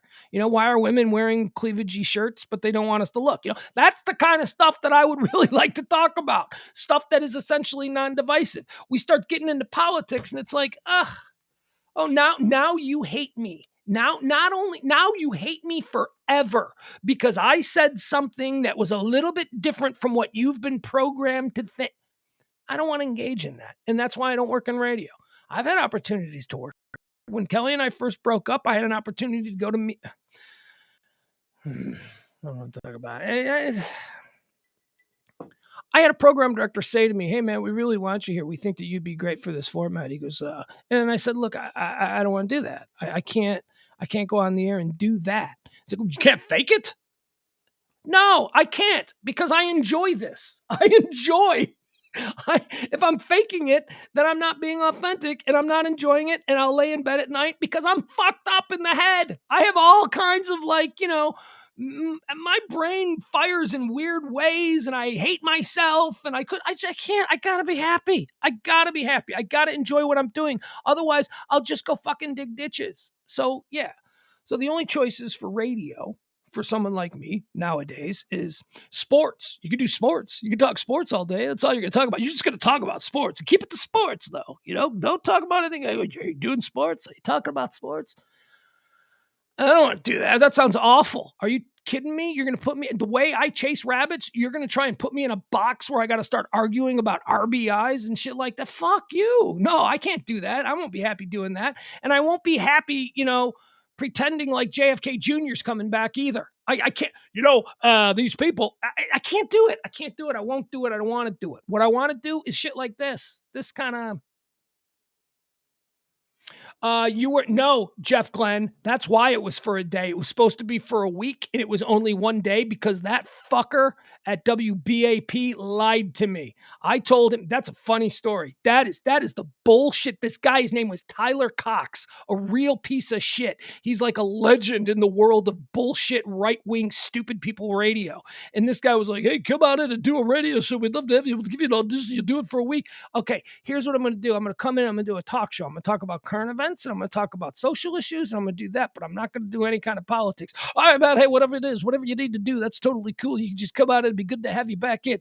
So I came in for one day, and it just happened to have been the day that Ted Cruz decided that he was going to announce for president. And he did it during the time slot where, "Hey, man, change of plans. You're going to have to just sit there and listen to Ted Cruz. And then I want you to take calls, and I want you to talk to listeners, and I want you to engage with them about Ted Cruz." And I'm like, "Are you fucking kidding me?" I'm like, "All right, I'm here, in for a penny, in for a pound." And people start calling. This is what you're talking about, right, Jeff? I think this is what you're talking about.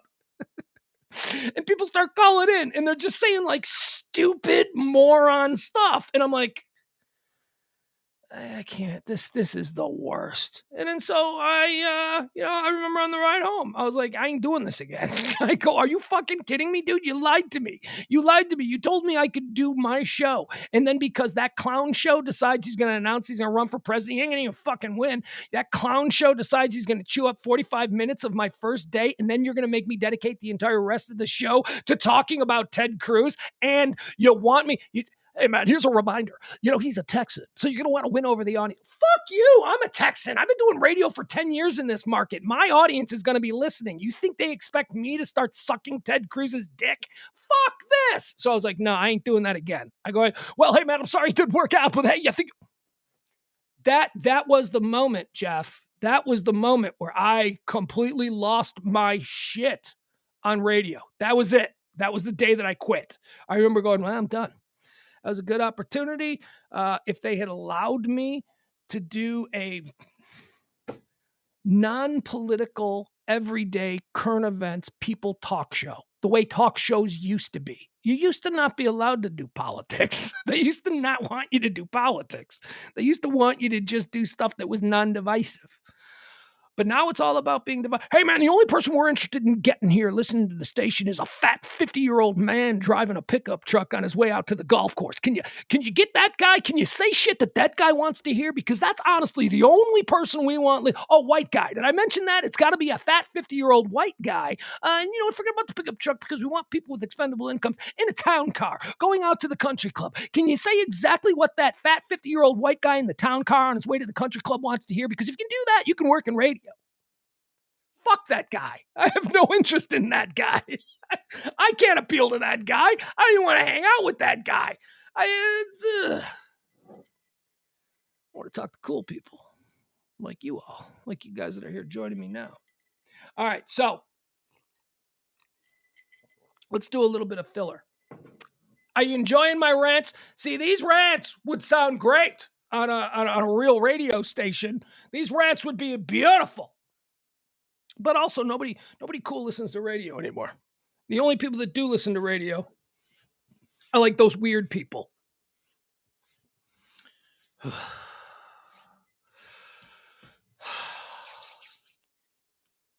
right. Sports fanatics or January 6th enthusiasts. That's it. That is the only kind of talk radio that exists. I'm sorry to say. Well, thank you, Leslie. I love you loving my rants. Somebody told me, a friend of mine told me, I won't even say their name, but somebody you all know, so a very close friend. They said the most interesting thing about my rants are the way I can slam on the brakes and just totally be fine. This person said, I like your rants. I like when you get going 1,000 miles an hour and then you just slam on the brakes and change subjects into something totally different. And I go, yeah, I do. I do that a lot. And he's like, that's a really good example of your mental illness. I go, yes, it is. Yes, it is. It's a perfect example because I'm nuts. I'm able to do that, you see. Okay. So I wanted to talk about this. The other day we were discussing, James and I, just yesterday when we were going through the 1980s TV shows and all that stuff, we showed the Half Nelson opening and then we showed a montage of major superstars who appeared in like small cameo roles on Miami Vice back in the day. I mean, everybody from Ben Stiller to Liam Neeson. Tons of people before they were famous, they appeared on Miami Vice. And we'd gotten into a little bit of a discussion about how in the 1980s, there were only 3 television networks. So they didn't really have to try that hard. It was like, where are you going to go? We're showing, okay, you got 2 other you'll be back. That was ABC. You don't like what we got out on ABC? All right, you got NBC, you got CBS. Go check them out. You'll be back. So they didn't really have to try hard. So all TV was really stupid, lowest common denominator. And then cable and satellite, and now we've got streaming and all these different platforms that are showing original content. So the game has been upped. There are a million choices for television. So now quality counts. And people are like, I'm going to do something really good because it's got to be something. And they also realized that when you put something really good on the air, something that's truly of quality, you get a higher quality viewer. You get, famously in the 1960s, there was a thing that happened in television that you may not even know about, 1960s, early 1970s. It's called the Rural Purge. The Rural Purge. It was when CBS decided that they were going to wipe out their entire schedule of television shows. Top-rated television shows. CBS had like number 1 shows. And they said, we're going to cancel all of these number 1 shows and we're going to just put new shows on in their place not because these shows aren't successful and because they're number 1. It's because we don't like the audience they're attracting. They moved to a different, and you could do that when there was only 2 other stations as competition. And the Rural Purge is when shows like Green Acres, Beverly Hillbillies, Petticoat Junction, Andy Griffith Show, those shows were all very successful and they were all wiped out in one fell swoop and replaced with All in the Family, Mary Tyler Moore, Good Times, The Jeffersons. And it's known in the history of television as the Rural Purge because CBS decided that they didn't want a bunch of what they at the time decided were low quality viewers. They wanted urban viewers. They wanted people in big cities view it because there's more people in big cities. They wanted to attract people in big cities as opposed to people in Iowa, So they enacted what was the rural purge because they wanted, and this is their thinking.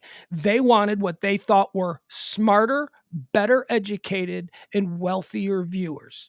So they started to create shows that appealed to educated people, college degrees, people who work. And those shows were like, the All in the Families and the Mary Tyler Moores, as opposed to the Beverly Hillbillies and, the Green Acres. They got rid of all that. So the rural purge. What was I talking about? So in the 80s with TV and how there wasn't much, and then we had peak TV. Yes. So what they decided and what we realize now with television is that the higher the quality of television, the smarter the show, the more complex the plot, the more interesting the direction and the cinematography, the better all of that stuff is, directly corresponds to a better audience that you attract. And why is that important? Well, because a better audience is an audience with more money. And an audience with more money is more attractive to the advertisers and you can charge more for commercials. If your entire audience that you're drawn to this show is college educated with 2 cars and they go on vacations and they fly on airplanes, you can charge more to the advertisers because there's a greater likelihood that they're going to purchase whatever it is you're selling during the commercials. So that was the whole idea. And that's where quality TV streaming started to, well, now it's a little bit different because now you have people with streaming. So I don't want to like mix the two. Anyway, here's the thing. We were talking yesterday about how it was so lazy. Television was so lazy. It was everything. If something worked one way, NBC had success with Different Strokes. So, hey, all of a sudden, ABC had Webster. Hey, we need us a little black kid with kidney disease. You got one? Yeah, let's call it Webster. I mean, that's all they did. They just copied things that were successful. And then, starting in about, mid 90s or so is where I put it. I put the beginning of the golden age of television when HBO launched truly Larry Sanders. That's when it started. The first 1 hour, I always say, is Oz. When HBO aired Oz, that's when it was like, whoa, okay, that's a game changer show. And then after Oz, you had everything from The Sopranos to The Wire to Boardwalk Empire to Game of Thrones. All of that great stuff that came up. The peak TV, the Mount Rushmore of peak TV. And you had to have money to be an HBO watcher. So if you had HBO, that meant that you were in a different category than the people who couldn't afford premium cable back in the day. And, so you had to give them something that would keep them paying their monthly cable bill, their monthly HBO subscription. So everything tended to be better. And we sort of talked about how, isn't it wonderful that we're in this place now where television is peak TV and it's all so wonderful. Well, here's an article that I found today in Variety. Why? Because I'm excited by these kind of things. These are the 40 most anticipated shows of 2022. These are new shows, and I use that very loosely. These are new shows that are coming to ABC, NBC, HBO, Showtime, Hulu, all of them. These are new shows that are set to debut on any multitude of platforms or channels in the year 2022. And folks, I am depressed.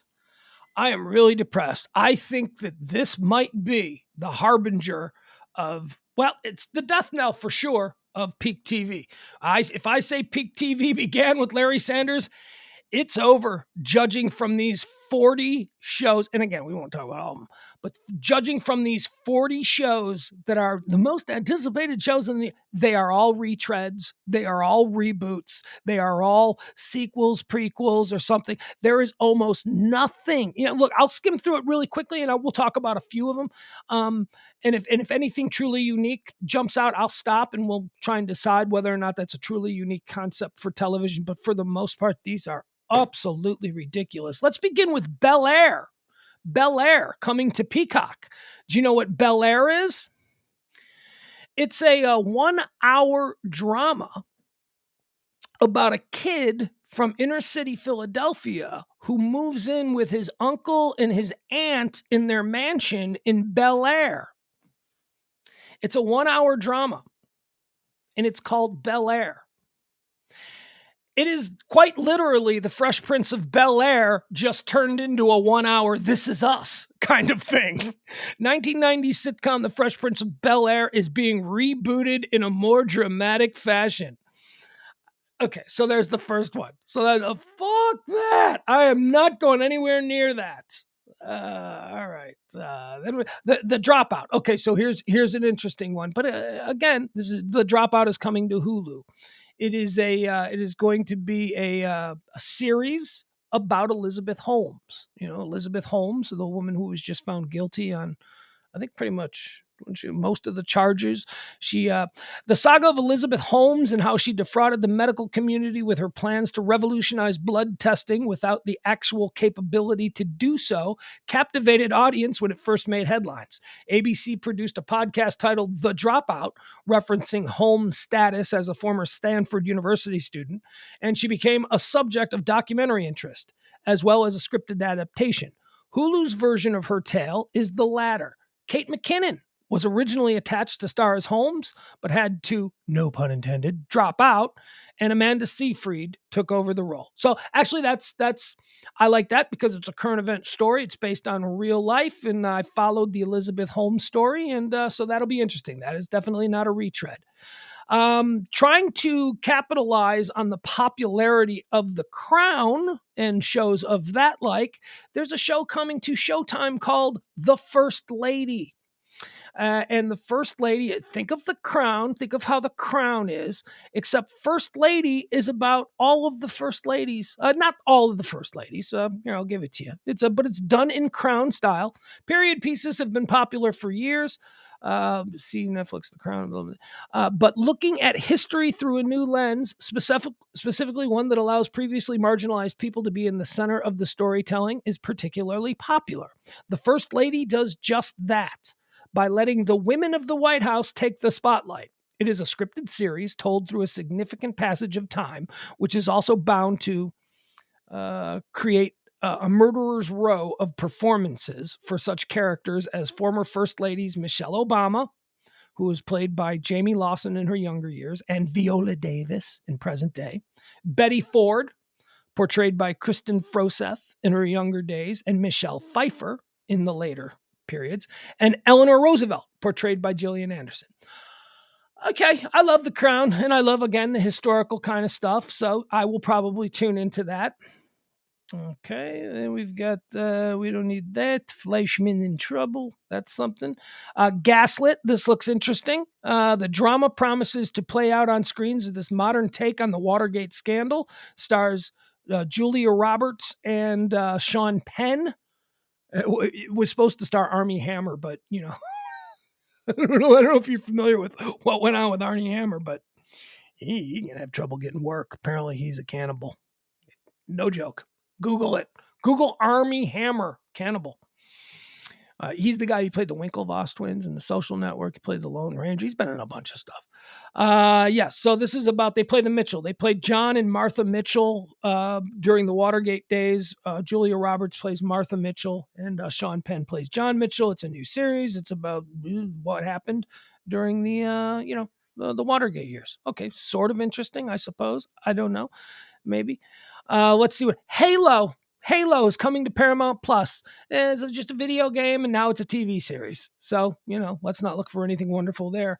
Okay, now here's one that is, again, it's a retread. It's not an original idea. It is something was really successful, and then that really successful thing had to end because it was on for so many years, and oh my god, now we want to make money off of that still, but they're not making any new episodes of it, so let's just create something that takes place. Let's make a prequel series, and that's what this one is. And I know I was just sounding very cynical and all of that, but I'm so excited about this one. House of the Dragon coming to HBO, which is the prequel series to Game of Thrones. So if you're a throne head like myself, I've been waiting for this for a long time. So although it does fit the criteria of tapping out and not really creating something new and original. That's okay, because I want more Game of Thrones. I'm the rare person who thought there was nothing wrong with the final season of Game of Thrones. Rather than capitalizing on the success of Game of Thrones with a sequel that spins off one of the characters that remained alive at the end of the Origins epic 8-season run, HBO is first continuing the franchise with a prequel series based on George R.R. Martin's Fire and Blood. This show is set a few hundred years before the events of Game of Thrones, and it follows the Targaryen Civil War that became known as the Dance of Dragons. The first season consists of 10 episodes, and HBO execs have been seeing footage come in for a few months. It looks awesome. I mean, I've been following this. I have House of Dragons on a Google alert. So anytime anything comes up on House of Dragons, any kind of new pictures from the set, the Targaryens look so great. They all have the white hair, like Daenerys. They all have like the white hair. They look like they're borderline albino, yet they're all gorgeous. Here's one coming to Hulu. How I Met Your Father. Yep.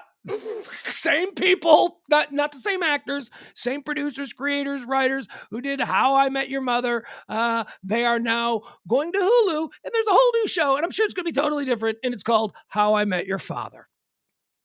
So there you go. That sounds absolutely terrible. Another one coming to Hulu. A new show called The Kardashian Genitals. The Kardashian Genitals. I tune in for that. In fact, I think I have tuned in for that. I feel like I've seen that. The Kardashian Jenners are coming to Hulu.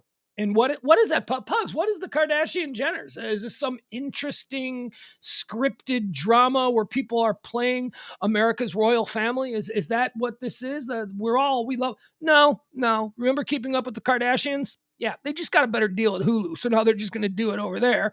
And they're calling it the Kardashian Jenners. Smartly, because the Jenner girls are like taking off. You got to keep an eye towards the next 10 years. All right, what else? We got... NBC. NBC has a new show that they are very excited about. This one, boy, oh boy, you want to talk about new and original ideas. NBC is very excited about their new show debuting this year in 2022. It's called Law and Order.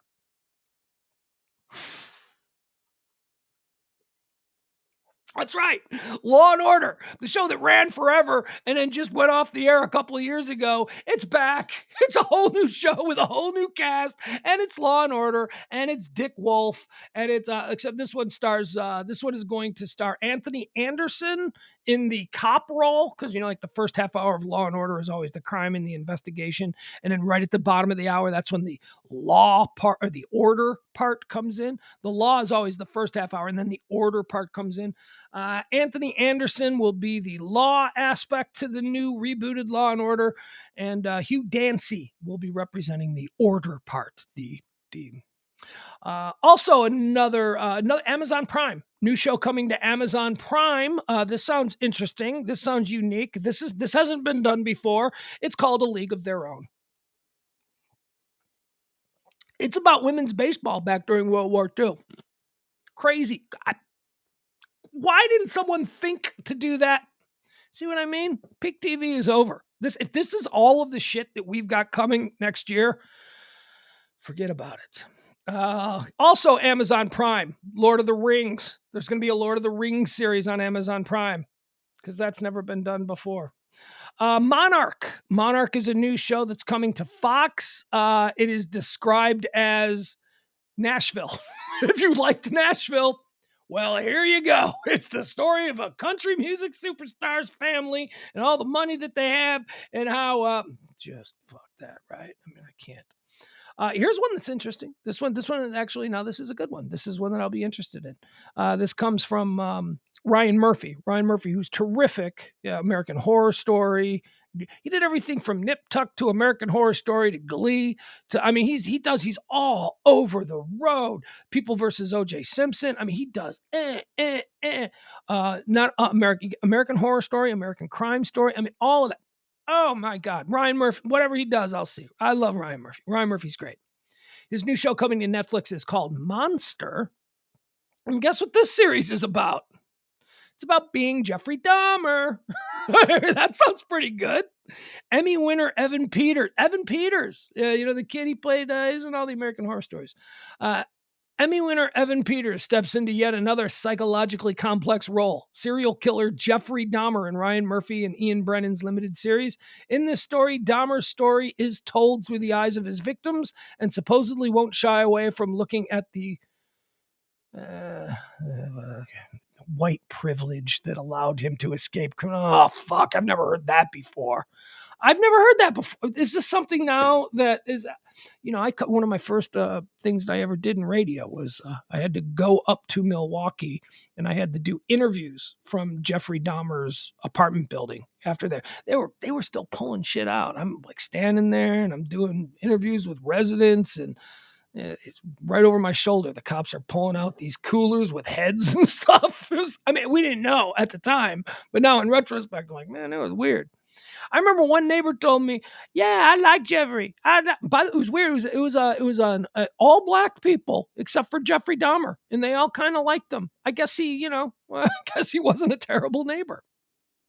See if you remember the Jeffrey Dahmer thing. Jeffrey Dahmer lived in Milwaukee, but he did all of his hunting in Chicago. Chicago and Milwaukee, for those of you who don't understand, not far at all, like an hour drive. So if you live in Milwaukee and you really want to party for the weekend, it's like going to Austin. If you live in Dallas, I'm going to Austin this weekend. So Dahmer did all of his hunting in Chicago and then he dragged the people back to his there. This sounds good. If Ryan Murphy's involved, Evan Peters is incredible. I'm fascinated by the Jeffrey Dahmer story, so I'm very into this. Let's see here. Okay, here we go. Disney Plus has one coming called Mrs. Marvel. It's another one of these Marvel movies, except this one is woke. This is a Marvel show, but it's woke. Iman Vellani stars as Marvel's first Muslim lead character in the role of Kamala Khan in Mrs. Marvel. Kamala is a 16-year-old Pakistani-American teenager who loves superheroes and writing fan fiction about them and ends up becoming one herself. All right. I'm pretty much done with the superhero stuff. I really am. Disney Plus, Obi-Wan Kenobi. Well, but we knew there was going to be more Star Wars stuff. You got to milk that cow until the udders come off. FX has a new show premiering this year called The Old Man. I'm going to stop on this one because this sounds good. The Old Man. This is not, and I'm not being facetious at all. This does not sound like a retread. It sounds like a retread. I've heard similar stories. But what is The Old Man? The Old Man is a drama based on the novel of the same name. And it stars Jeff Bridges. Jeff Bridges returns to television after 5 decades, as well as return to acting after being diagnosed with lymphoma. Let's see here. It centers on a former CIA agent, Jeff Bridges, who now lives off the grid and is threatened by an assassin. This threat forces him to reconcile his past. It also stars John Lithgow, Amy Brenneman, and Alia Shawkat. Alia Shawkat, if you don't know who that is, but you were a friend of, or not a friend, a fan of Arrested Development. She's maybe from Arrested Development, of the Kissing Cousins. She's great. She's a great young actress. I like her. So that looks good. Okay. There's a show called One Perfect Shot based on a Twitter account. So, that's got to be awesome. Outlaw on FX, the saga of Afeni and Tupac Shakur. I think that might be interesting. That might be interesting. Hulu's got one that I love this. Now, this is right up my alley. Hulu has the limited series Pam and Tommy. It looks really good. So I am actually excited about House of Dragons, the Game of Thrones prequel. Yeah. The Game of Thrones prequel and Pam and Tommy coming to Hulu. Infamous celebrity couple Pamela Anderson and Tommy Lee get the comedic biopic treatment in the upcoming limited series named for them. Starring Lily James and Sebastian Stan. He's the Winter Soldier, don't you know? The series centers on the release of Anderson and Lee's sex tape, which went viral which was the first viral video in history. But this is also, it also stars Seth Rogen, and why can't it? Nick Offerman. Yeah, I couldn't think of that. Okay, so here's another one that I'm interested in. The Peacemaker. The Peacemaker looks good. It's coming to HBO Max. Looks funny. John Cena is bringing his titular Peacemaker character front and center in a new series. Now, I know that's like, well, Pugs, you said that you were looking for something new and interesting. I'm like, yeah, but we ain't seen the Peacemaker yet. And, they seem to be doing this comedically. Like for instance, I'll give you an example. So John Cena's Peacemaker, I don't know how familiar you are with this, but he's like a ridiculous right-wing QAnon. The character is crazy. And he believes in like all kinds of like crazy shit. Like he's like a MAGA superhero, basically, the Peacemaker. It looks very funny. Resident Evil, the film series being developed as a television series on Netflix. So that's coming this year. Okay, so The Sandman is coming to Netflix. That's an adaptation of Neil Gaiman's book. The character Neil Gaiman, who created The Sandman, is a DC comic character. Now, I can't remember what the show was, but there was a show on Cinemax, American Gods or American Gods, something like that. I think maybe it was American Gods. Really cool show. Neil Gaiman is a cool ass writer. The premise of this is really cool. The worlds Neil Gaiman creates on the page are always complex and rich, with ample opportunity for visually stunning imagery. That is what is expected from The Sandman. The real Sandman, the Sandman who comes in your sleep. The Sandman, a live-action adaptation of his DC comic series that was first published more than 3 decades ago. The show follows Morpheus, a.k.a. Dream. That's the Sandman. After he has escaped 105 years of imprisonment on Earth, he was mistakenly captured by an occultist who was trying to capture death, but captured the Sandman instead. Now, Dream, who is free, emerges in an unfamiliar world and sets out to reclaim the totems that gave him his power in order to rebuild the Dream world. If you know who Neil Gaiman is, and I may not even be pronouncing that right, it's going to be cool. It's going to be cool. How about Disney Plus? A little something for the ladies. She-Hulk. It's not like a play on, get it? Because like the Hulk? No, she is the Hulk. She-Hulk. It is a female Hulk. However, here's something that needs to be. It's starring Tatiana Maslany, who Orphan Black, if you ever saw Orphan Black, which was a BBC series, oh my God. Tatiana Maslany is, in my opinion, the finest young actress in the world. And I do not understand why she isn't already a major star. 5 years in a row, she was nominated for the Emmy Award for Best Actress in a Series for Orphan Black. But, she always lost to, I don't know, somebody from some mainstream show, Juliana Margulies, The Good Wife. She always lost. And I'm like, are you fucking kidding me? Have these people seen Orphan Black? She played 8 different characters. She played 8 different, completely different. She was a clone. It was about a girl who was a clone, and there were 8 of her. And all 8 of her clones were raised in different parts of the world. So they all looked the same, but they all also had the cultural affectations of wherever they were raised. One of hers was like a stoner girl who was raised in the Bronx. Another one was like a Russian assassin. Another one was just like a suburban housewife. I mean, she's brilliant. Tatiana Maslany is a brilliant actress.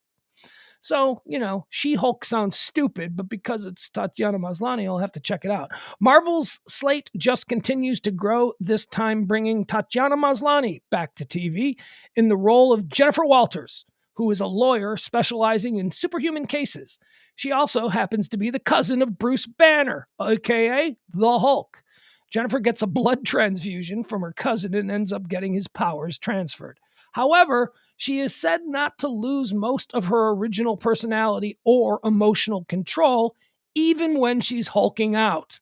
The Hulk, played by Mark Ruffalo, will appear in the series along with Abomination, played by Tim Roth. So, it sounds stupid, right? It's like, it's just they're just milking that Marvel cow, but she's good. Ruffalo's good. I would give that a chance. I would give that, no matter how stupid it looks, I would give that a chance.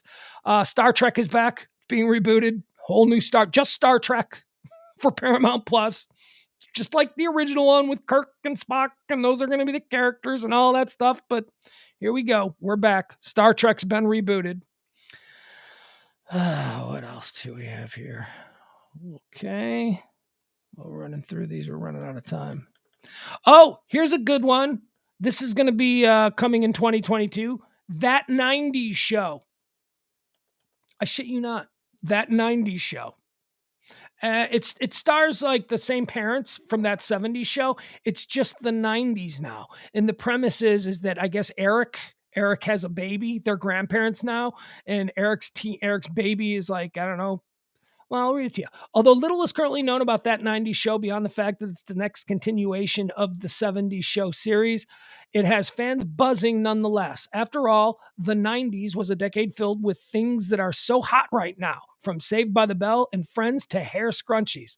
A love of nostalgia is strong among TV fans, and the fact that original series stars Kurtwood Smith and Deborah Jo Rupp, who also guest starred on Friends, will return in their respective roles as Red and Kitty Foreman.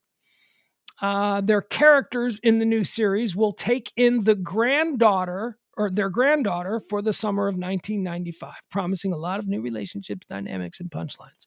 So there you go. That 90s show, because apparently there are no new good ideas. Willow! We were talking about this last night with James. Willow is coming to Disney Plus. You know, we saw Willow, the movie from the 1980s. Well, there it is. All right, now here's a good one. This is another one. So we got House of Dragons. We got what else did I want? I liked House of Dragons. Whatever. Winning Time, coming to HBO. I'm telling you, bitches, you can always count on HBO. HBO is absolutely quality from top to bottom. Winning Time. What is Winning Time?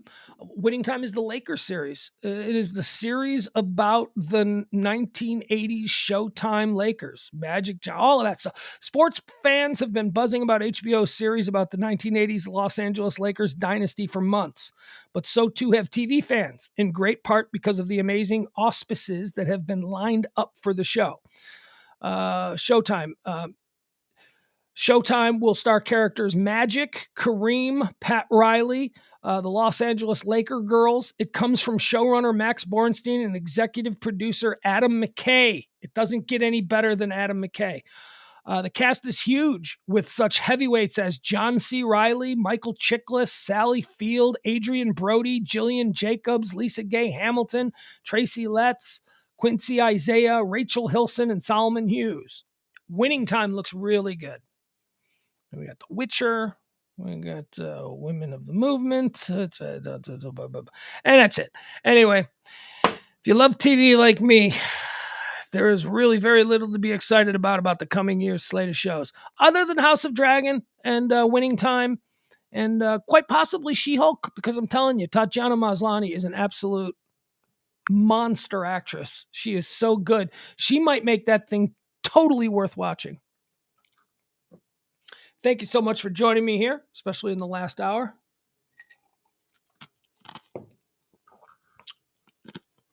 I think this... I don't know what's happening with my phone. Somehow my phone is not loading up properly. There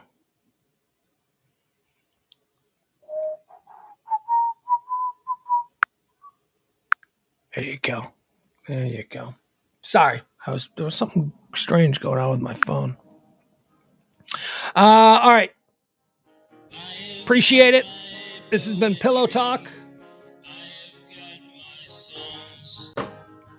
We're going to do a show tomorrow. We're going to do the high noon show tomorrow. We'll be here. I like doing it too much. And, I'm just going to ignore January 6th. Like, do people really think I have the discipline to ignore January? There's no way I'm going to be able to ignore it. I'm not going to be able to ignore it. And maybe I should. Maybe I shouldn't be afraid of talking about things that are divided. I'm just so tired of people yelling at each other. I'm just so tired of it. I'm just so tired of knowing who you voted for. I don't give a fuck. I really don't. Oh, jeez, that was a little healthy, wasn't it?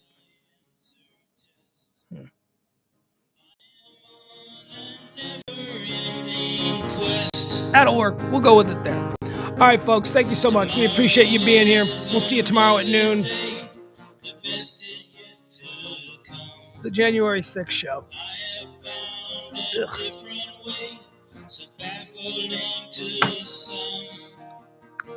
By the way, did you guys see what Ted Cruz did tonight? Did you see what he said tonight? My the boss man around these parts at Radio Misfits, Ed, he tweeted something out, and I was like, wow. And it was a clip of Ted Cruz talking in Congress. Or actually, I don't know what it was. I don't know what he was doing. But Ed he tweeted, well, here's Ted Cruz ensuring that he will never be president. And I'm like, what's this about? And I watched it and I was like, whoa, oh my God. Ted Cruz went in on January 6th insurrectionists. He went in, and I don't mean like, these are my people. No, he meant these people are anti-American. The people who did this are terrible. The cops who were there, they deserve our support. And how can you do this to the Capitol Police? And you people are criminal. He went all in on now suddenly saying that the insurrectionists who stormed the Capitol were criminals. And maybe he's feeling the heat from the committee. Maybe they got something on him. Maybe he's just trying, I don't know, whatever it is. But my boy Ed, he said, well, Ted Cruz just ensured that he's never going to be president. And he's absolutely right, because the only people who vote for Ted Cruz are people from Texas and crazy people. And he just went all in on the crazy people. He just completely burned that bridge to that base by the things that he said tonight regarding the January 6th committee. So that's interesting. That is very interesting. I would not have ever expected Ted Cruz to have gone that direction, but he did. He did. All right. I'll play it for you. We'll play it tomorrow, I'm sure. Because we're going to do some January 6th things, because that's the whole point of the damn show. If it's trending, we got to talk about it. All right, I love you guys. We'll talk to you tomorrow. Thank you so much for joining us. Yeah, that's all. Have a good one. Bye, everybody. See you tomorrow. High noon, right here. In the comfort nest. I am on a never-ending quest. Tomorrow is another day. The best is yet to come.